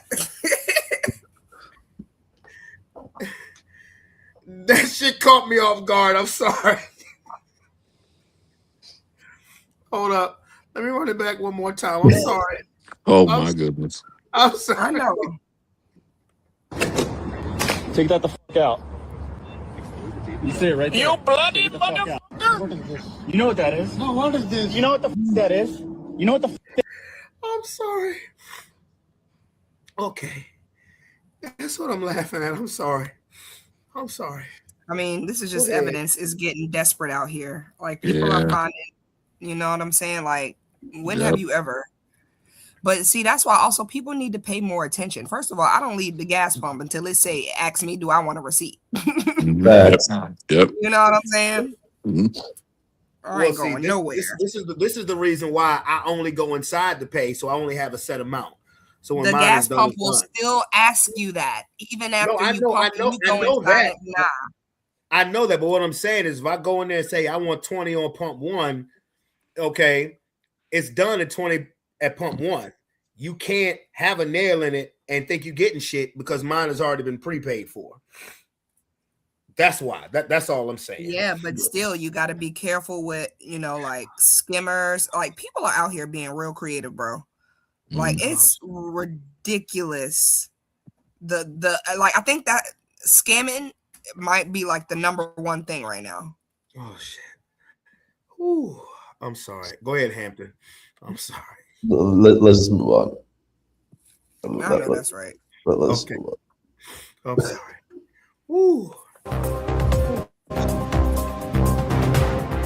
Why is Mark Zuckerberg still alive, huh? This motherfucker done drained the entire Rio Grande just so he can cool off his data centers. Huh? Yeah, the data centers, they eat water by the ton to keep them motherfucking computers cool. So now the Rio Grande is dried the fuck up. What the fuck the cattle gon' drink, huh? It's an ecological motherfucking disaster. It takes massive amounts of water to cool the motherfucking computers off. I don't know why they didn't do like China did. China built their data centers underwater. It's ice cold at depths. So there you have it. Stupid motherfucker. Oh, you got Antarctica. Ain't nobody allowed to go down there. It's supposedly all ice. How come you didn't build the shit down there? Yeah? And now what is these data centers for? Let me explain it. Every new car is gonna be looking at you, eyeballs, checking shit. And if the car feel like you're incapacitated and can't drive, that car will pull your ass over and call the police on you. This is what the data center is. It's to document every moment of your fucking lives. That's what all these data centers are being built for, huh? Surveillance. Somebody need to put one in his head. Allegedly. And Bill Gates. Allegedly. What the fuck are y'all waiting on? We at war, y'all. The United States government is at war with the people of the United States. Wake the fuck up. We'll be right back after this commercial break. All right. Kia, you go ahead and take point on this. I've never seen a country like actively, you know, sabotage their people. Like I think America is getting to the point now they don't even care like if we know. No, they don't. Like, they don't give a fuck if we know anymore. They're like, well, the cat's out of the bag, you know, like nobody cares. Yeah, it's a knock if you buck thing. Okay, now you know what you're gonna do about it. Go ahead. I'm sorry. Not the whole like the I mean, I guess it's smart for China to build the data centers underwater.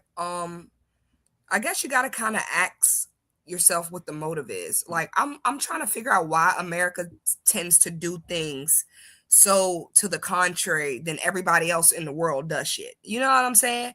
It almost makes you act like, why the fuck? Like, it feels like they're actively plotting against us. Like, have you ever just thought that maybe we're the experiment and everybody else in the world is in on it except us? And we don't know, you know, we just going on thinking that all of this shit is real and it's not. Like, cause that's what it feels like. It's like you can't be serious, bro. You just can't be. Hampton? I don't know. It's just tough. Like I feel like, yeah, you can't really be serious. But like I feel like they want like they're trying to be serious. But like I don't get it. That's really all I got to say. Gaslighting. Like, I feel like that's what our government does to us on a daily basis. They just gaslight our asses. We're slowly driving ourselves insane, trying to figure out what the fuck is going on. Mm-hmm. D? So it's just out in the open now more than ever. And like you said, they're not even trying to hide it. When it comes to these data centers, it's not just Capitol Hill. I was in these board meetings working security when the parents and the families came and argued to the county leaders about why you shouldn't do it. Guess what?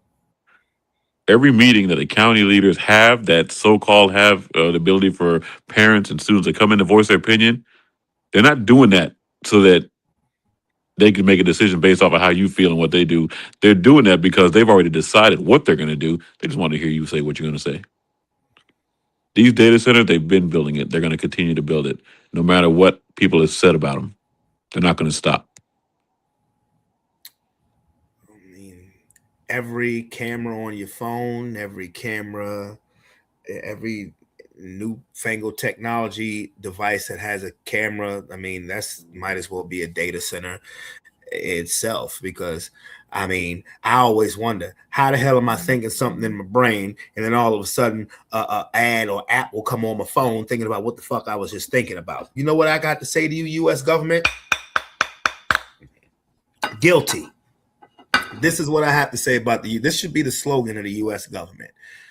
American government, turning society into a Marvel movie, one incident at a time.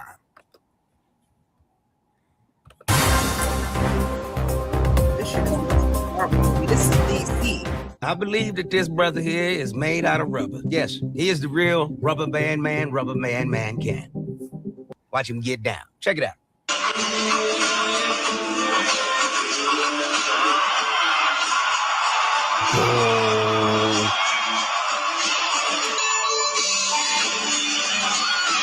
Whoa. Damn. Oh. No, man. Yes, he is made out of rubber, but he can take a stiff dick, because if he ain't gay, he should be. We'll be right back after this commercial break. I was going to say, okay, dude's an alien. All right. Hampton, you take point on that one.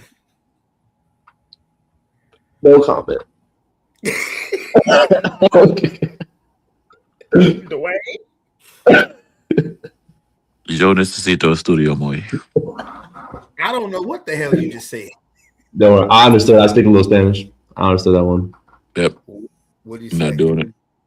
Okay. Oh, that's what you mean, Dwayne. Don't worry. Yep. Gotcha. Okay. 10-4. Kia? I mean, I thought it was kind of cool. Shit. I just thought. Can y'all do that? What happens to his bones when he gets older, though? I mean, That's between him and the Lord. That don't have nothing to do with us. In the He gonna meantime, be the in next- between time, he putting on a good show. Dwayne, he gonna be the next one you picking up to take to church. Durango. Yeah. Oh Lord.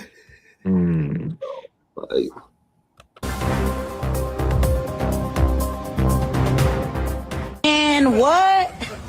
Like, this is crazy. Oh, yeah. I did it like it hadn't been there that long, but I came up here the other day. Hurry up and buy. Got some shots. This is crazy. Like, how bold could you be? I know. You wouldn't think it. It's like I didn't even see it. I saw somebody else out here standing up here looking at it. I was just walking down the sidewalk over there. I was like, it's like premeditated because it's like we just got the verdict from the Cyrus Carmen Hilton. There's no way you could have done that this quickly. This convenience store in North Carolina put up artwork in front of their window that a lot of people are calling racist and defensive towards Black Americans. Now, whether the owner meant that way or not, you have to understand how people are going to receive it. Because if the majority of your customers come from the Black community, why would you do anything that makes those customers feel disrespected? Forget politics, forget race, and let's just talk about business for 1 second. The goal of a business is to make customers feel welcome, not installated, not mocked, and not stereotyped. If I'm opening a business in a neighborhood, I'm going to learn the culture. I'm going to learn the people. I'm learning what matters to them because the community is the reason why you're making the money in the first place. What's sad is Black and Asian communities already have enough tension created by social media, politics, and isolated incidents. Historically, both communities have faced discrimination in America. Both communities have dealt with barrier stereotypes and being treated unfairly. So instead of creating more division, we should be finding more ways to work together. Because here's the truth that nobody wants to hear. A bad business owner sees customers. A smart business owner sees relationships. And relationships are built on respect. Exactly. And sisters, how about using your own hair? What's all this weave? That's what they got over us. You're addicted to looking like you're white. Your hair ain't like that. Be happy to be nappy, motherfucker. Hey, I'm gonna show you some pictures of beautiful African motherfucking queens with their natural hair. You can do so much with it. So much. What the f you got a weave on for? We be right back. Who knows what that picture is from? The hurry up and buy thing. Who knows what that's from? I don't. I that doesn't surprise me, youngin. Yep. Dwayne, kid, y'all know what that's from? Yep. All right. What's it from?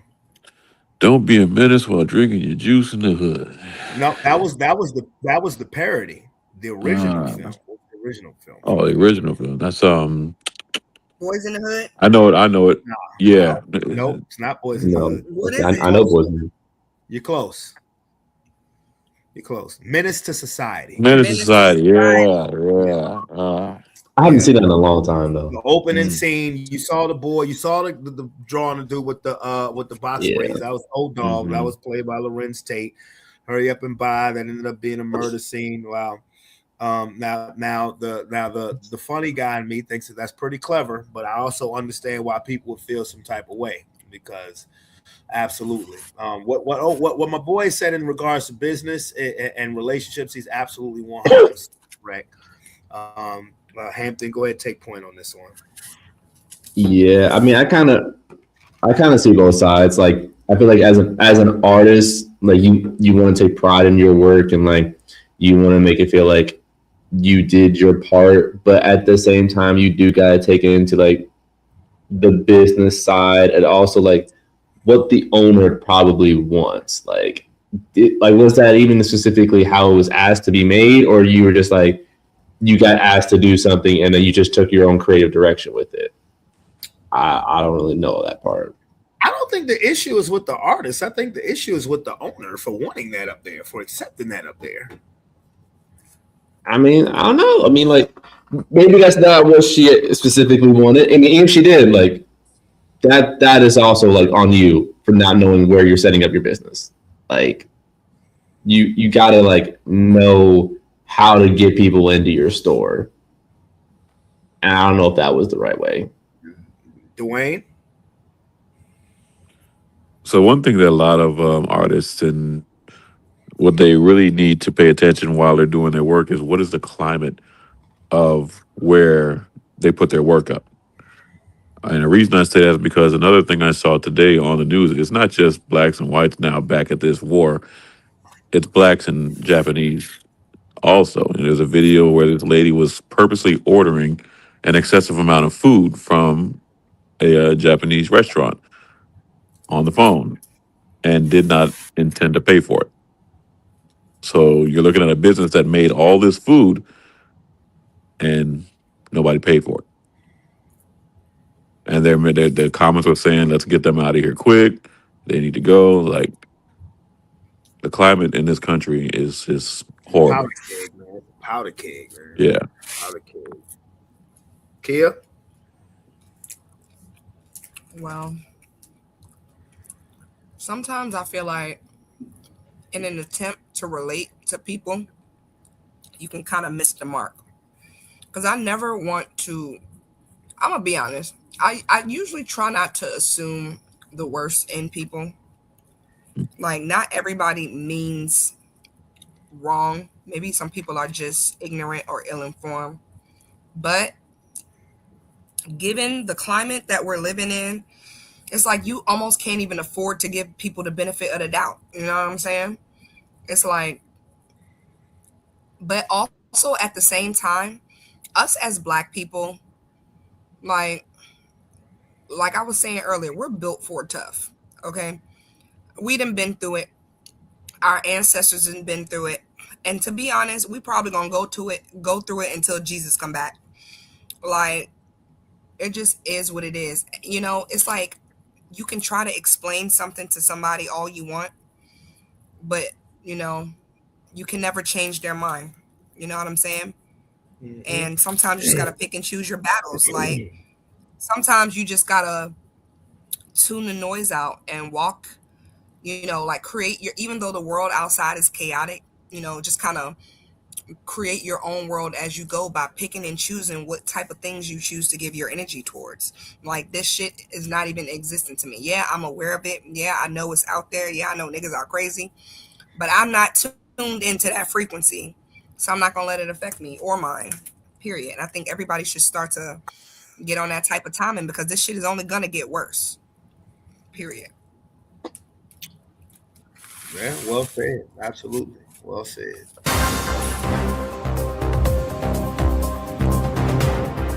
Imagine your car sends you to prison. That is actually a reality. Ford Motor Company, once again, has a new patent. It's a biometric patent. Basically, what it does is it scans your eyeballs.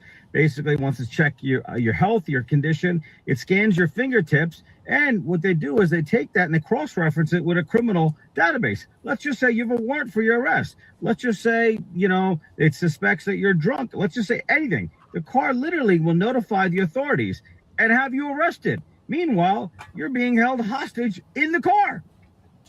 That's correct. So you pay for something that's going to rat you out. This is where we are. Just last week, Ford CEO went to President Trump and said he wants to allow dealers to be the only one that can work on your vehicles and do away with independent mechanics, do away with you know, working on your cars. And if you do work on your car, then you go to prison.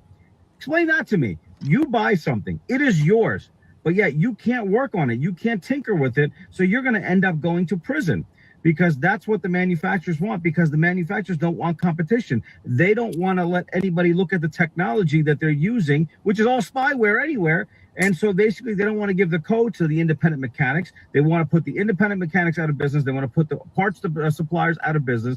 They want to put Uncle John, who's going to sit there and change your brakes and stuff, out. He's not going to be able to do so. And they want to gouge you $200-300 an hour in labor. I told y'all that 2 years ago. That's why I don't buy electric cars. But now they're going to put it in every car. And Ford. Didn't we bail you motherfuckers out? GM, Ford, all the American car companies. Didn't we bail y'all worthless asses out? You're putting out junk cars any goddamn way. They designed to break down in 2 years, so you buy a new one, you stupid motherfuckers. And that's why you don't let Chinese cars in here, because you're getting your ass whooped. You can't compete, motherfucker. Greatest nation on earth. Get the fuck out of here. We'll be right back after this commercial break. Okay, first thing I like to say is my guy with the blazer on looked like he's a spokesman for the mafia. Very good information, though. Mm-hmm. That's crazy. Very good information. Dwayne, go ahead, take point on this. It kind of seems like a lot of rights are going to be violated with these new expensive cars, and they're already out there now. Everybody that wants these Mercedes and BMWs, these high dollar cars that give you a heads up display that scans your retina to see if you're paying attention to the road and all this stuff. And what you're doing and what they want to do is to have a connection to a legal database. So NCIC and VSIN, a legal database, to be able to pull up your information whenever they want to, illegally. I'm a piggyback off of that when after Hampton and Kia talk. Kia, go ahead. Well, I just got a question. Is it illegal if you choose to get the vehicle? So like if I can see yeah. Go ahead. no, I'm sorry. well I'm thinking like if they put it in every single vehicle and maybe like not make the buyers aware, okay, I can see that being legal. But if you knowingly purchase the vehicle knowing what the car does and what can be done with your data, is that technically illegal? I'm just curious. If they sign, because you have to sign something, and you understand what you sign and that's in there, then you've agreed to it. Not illegal. But to willingly, yeah, Fine print, people. yep. But to willingly do that, just for an example, it's illegal for law enforcement just to pull your information on VSIN and NCIC for no reason. They can be charged federally if they're found doing that. That's how serious that system is. And dealerships want to have access to that? No, absolutely not. Hampton? I will say I am learning a lot tonight.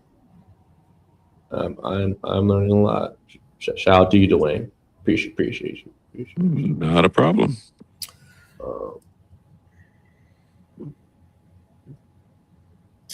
Okay, well, to piggyback off of what D said earlier, you know what this reminds me of?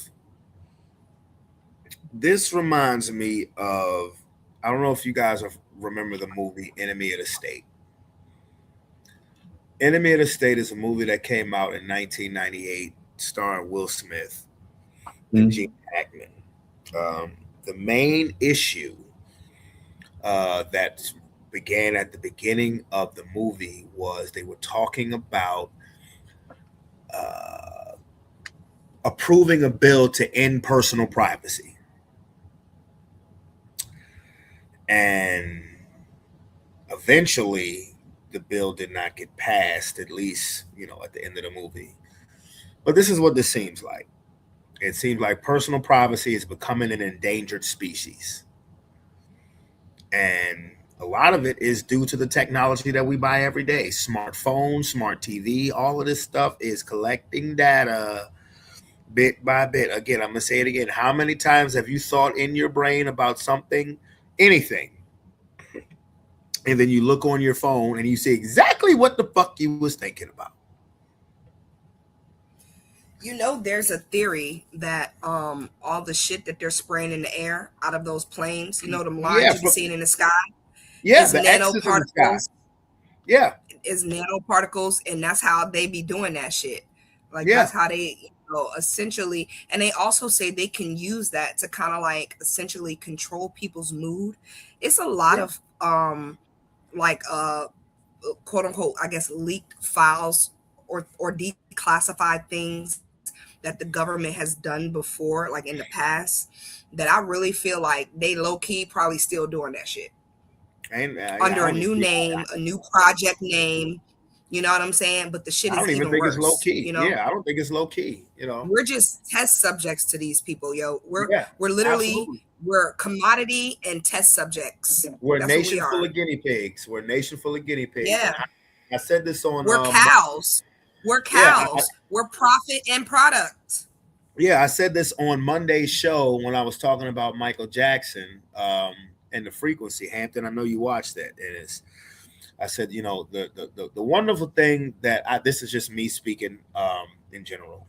The wonderful thing that I can say that um, I'm appreciating about getting older is that how they say you can't teach an old dog new tricks. Well, I'm not an old dog, but one thing I am still doing is learning every day. And while my faith in the Heavenly Father is stronger than ever and it gets stronger every day, the scientific stuff that's going on this planet is beginning to fascinate me more and more.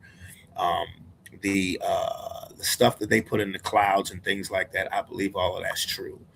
Uh, Frequency. And it's I only say this because I only thought about this when Kia said stuff that they put in the clouds is controlling the mood and things like that. And frequency. I brought this up. I talked about this for quite some time on Monday's show, and it regarded Michael Jackson because one of the reasons why Michael Jackson is no longer with us is that it was found, and this is not going to be admitted publicly, but he was recording. He started recording his music in 432 megahertz frequency, which unleashes positive vibes, healing vibes to the people who listen.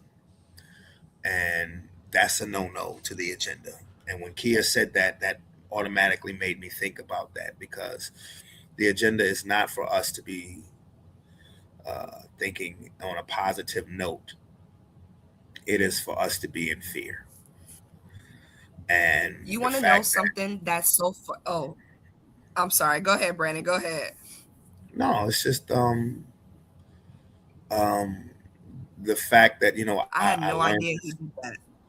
Yeah, the fact that I learned this stuff, I'm learning this stuff daily. While it's fascinating, it all it does is strengthen my faith in God because all you see every day is people making efforts to mock God. But yes, Michael Jackson, one of the reasons why I believe he's not here anymore is because he was putting his music out in a frequency that was of positivity to people. Now, obviously, the other reason why he's no longer here is it had to do with money and his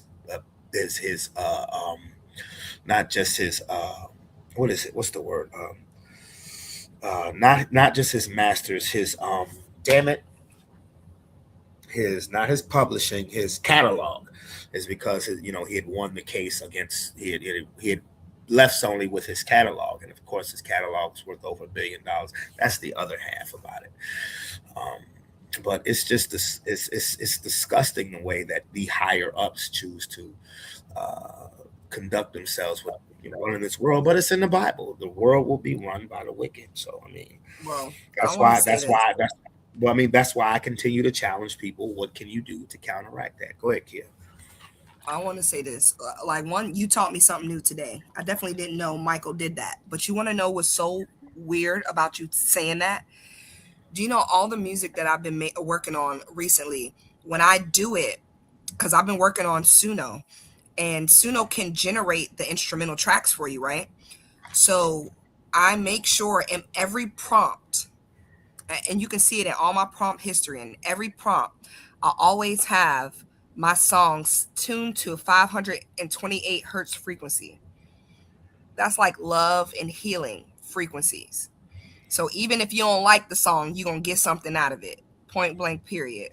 So the fact that you told me Michael Jackson does that, I'm blown away. Maybe it's a August 29th thing, but Maybe that shit is crazy. I Because was no, checking real the talk. Yeah, I'm about to rep my birthday. Yeah, Hampton. Yeah, yeah. I was I was checking the frequency. I was checking the frequency on when I found that out, I started checking the frequency on my stuff because that's why I said at the beginning of when I played this new track, I said I would have to say Hampton. I said I felt bad for that damn verse that I did because it's not the message that I'm trying to put out there. It go hard, but I felt bad about it. But I started checking the frequency of my stuff, and you know, um, again, I don't do none of the stuff that I do when it comes to music and things like that. I don't do none of that stuff for fame and recognition anymore. I haven't done that for quite some time because I see how the industry is. Industry is wicked. and not just the music industry, entertainment industry in general is wicked. So whether my music frequency is on set number or not, the message that I'm portraying to the world on this platform is that of a positive light. I said this on Monday. Michael Jackson's family did they dance. They did. It's just they did their dance. The thing about him as an individual um, that I gravitated to the most and always will is that in general, he was a good, despite the fact, whatever deals his family made, him as an individual was a good fucking person. And I believe a lot of that is because the inner child that never got to be let out, that he kept with him through his adulthood, kept that innocence in there to just want to see the world do good. So, well, Brandon, let me say this, because even though you say you don't like, you were listening to your music and checking the frequencies and stuff, you should still, even if your intent and your message is good and positive in the song, still watch that, because people tend, like you say, you into the science and all of it now, but let's talk about the science, because what you don't realize is that low frequencies can have a negative effect physically on the human body. So if you're listening to a bunch of music all day and the resonance frequency of these songs they're vibrating in low frequency, and you wondering why you're not feeling right, or you're having a bad mood, or maybe your stomach is upset, or you're feeling nauseous, you can't sleep, all of that shit plays a part. absolutely. So even the music you make yourself, even if Absolutely. it ain't nobody else listening, you need to make it vibrate high just for you. Let your music be Absolutely. healing for you. And one track that I did that vibrates very high is Another Level. As soon as I heard that, I checked that on purpose. I was like, okay, good, because that one, which specifically was meant to be a positive song, is. And I know every time I play it, every time I listen to it, I feel fucking great. I felt great. Like I never felt that great recording a song. Like there's a part in the song where I said, "This feels good." I was literally just talking. And when I heard it on the track, I was like, you know what? I'm just gonna leave it there because it does. Felt great. Felt great. Let me keep it moving. We're almost done.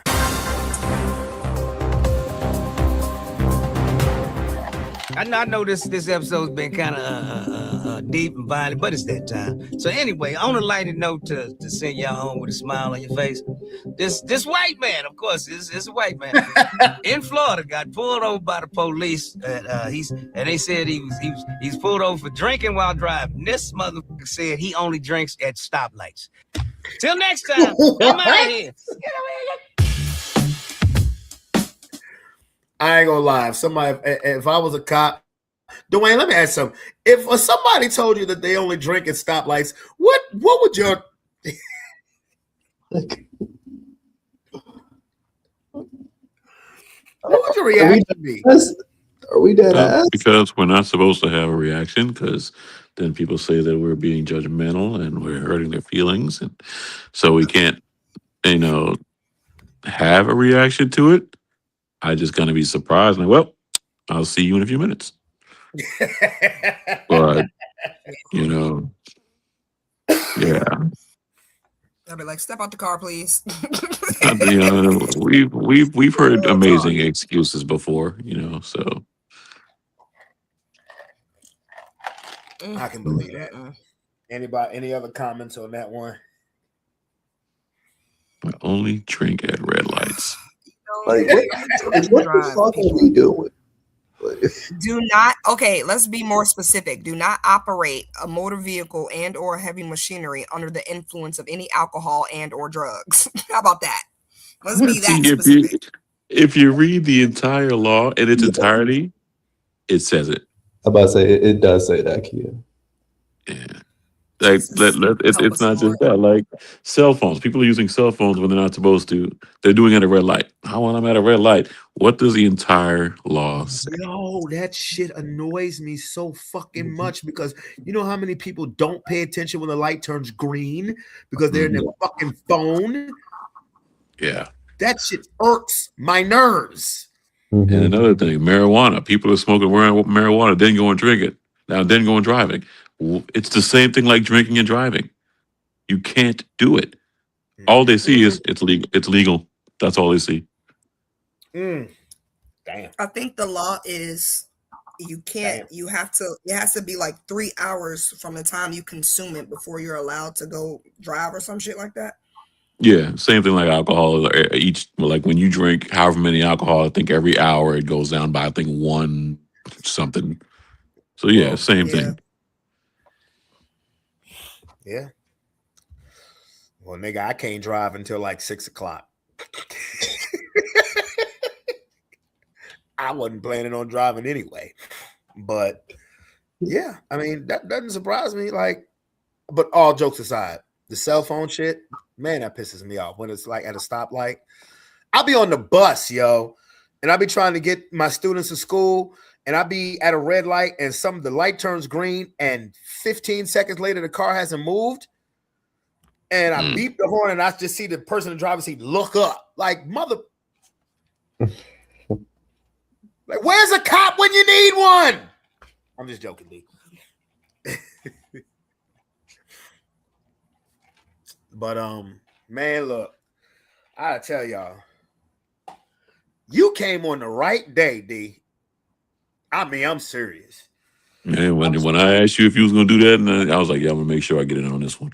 Hey, look, man, and I'll be honest with you. I wouldn't have talked about that situation at the length that I talked about it if you hadn't asked me about it.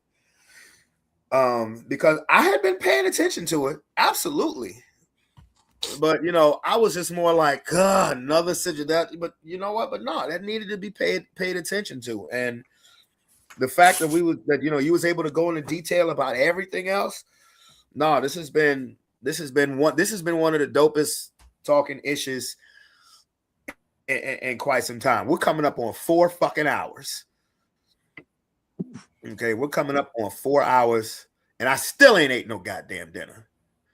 I'm just keeping it a buck. I'm keeping it a buck, but and we didn't do at this point. We did not do at this point. I don't know if the phone can handle. I don't know if the phone can handle this, man, because it's already overheating and it's at 15%. No, like it's not that charging doesn't right mean now. I want to do at this point. Okay, so that means next week we will double up at this point. That means that no, Dwayne, at this point is a segment that Kia has. I mean, because like literally, when I started the show, I talked briefly about the Knicks and the Spurs because Game 4 was an all-timer. At Hampton is so fucking mad. It's funny as a bitch. It was an all-timer. But then we started talking about the Carmelo Anthony situation. So I was, I didn't know if Dwayne was going to jump on or not. And then we started basically talking about our day before we got into the Eddie Griffin video. And then D came on and the show took a totally different necessary turn. And Kia, you came on before we could even get into how your day was, and I apologize for that. D came on, and it took just the turn that it needed to take. And now it says now I've been on here 3 hours and 48 minutes. Like I said, and I still ain't ate no goddamn dinner. Okay, well, cool. Give me 2 minutes to do. It's not at this point, but I do want to give you a recap on the weekend, okay? Because this shit was crazy. On the weekend or your week? The kids. Oh wait, what is today? I can't. I'm on vacation, so my days just merged together. Y'all know what I'm saying. You on vacation and you went to work today. Well, you ain't go to work today. I did not go to work today. I said you went to work yesterday. I'm sorry. Summer school don't count. I'm there for a hot second. Of course it does. You got to get your ass up earlier than you want to go to work. It does, but I'm cool because I know I can come home and go to sleep. So I'm fine. Like, it doesn't bother me. All I need is a cup of coffee and I'm good. 4.5 hours, Gucci. For sure. Okay. You got it. But, so we took my mom to Great Wolf Lodge for her birthday. Bruh. First of all, family trips, love them. Do them often? Absolutely not. Okay? Because, no. It was just way too many people with way too many ideas, way too many directions. Too many. It was just too much going on. But I love my family. But let me tell you about Great Wolf Lodge. These slides, I mean, they might as well be roller coasters. They might as well be roller coasters, okay? But your kids, bro, geez, they were London, little London.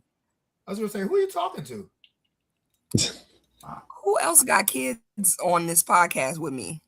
Oh, but you said your kids, bro. I didn't know who you was talking to. Jesus Christ. Anyway, London riding these slides like a champ. There was this one slide called the Twisted Tornado, right. And basically, it was like basically a roller coaster, but in water, and you go like it's a little soft launch, and then you go around the corner. Next thing you know, that fucking shit just drops down to hell. Okay, like I'm so serious. Hampton, I was not expecting it. And I went on the ride like, okay, I'm gonna be here with my baby and make sure she good. We sitting there, and the thing is so slow. It just starts you off real slow around that corner, and then you just drop off the side of nowhere. Like and it's a steep drop. Like we dropped so bro, like my stomach was in my throat. Okay, I couldn't even get the scream out. All right, that's how like it hurt. It hurt. And then after you drop, you're swirling around a gigantic fucking toilet bowl. That's what I felt like, a turd swirling around a bowl, because it was traumatic. The giant bowl around us, we're in this thing, in this tube, swirling around. We just dropped out of the sky. I'm like, I'm never doing this again in my life. But your kids loved it, and they rode it like twice by themselves, okay? Because I was like, I'm never doing that shit again. Ever. But Great Wolf Lodge is actually really cool. Super expensive for absolutely no reason. Walmart has better things for cheaper prices, is all I'm saying. I mean, that's all I'm saying. You know what I'm saying? Like, I know quality when I see it. I mean, not to say that their stuff isn't good quality, but it's like you can't, yeah, we on vacation, but just because we on vacation don't mean you got to raise prices because we on vacation. Like, come on, bro, chill out. I'm glad. Like $60 for a tiny ass stuffy is out of control. Fuck? Yeah, I'm glad they had a good. I'm glad they had a good time. That's all right. I'll get them down there. I'll get them down there one day because I've never been to Great Wolf Lodge, and I'll get them down there one day.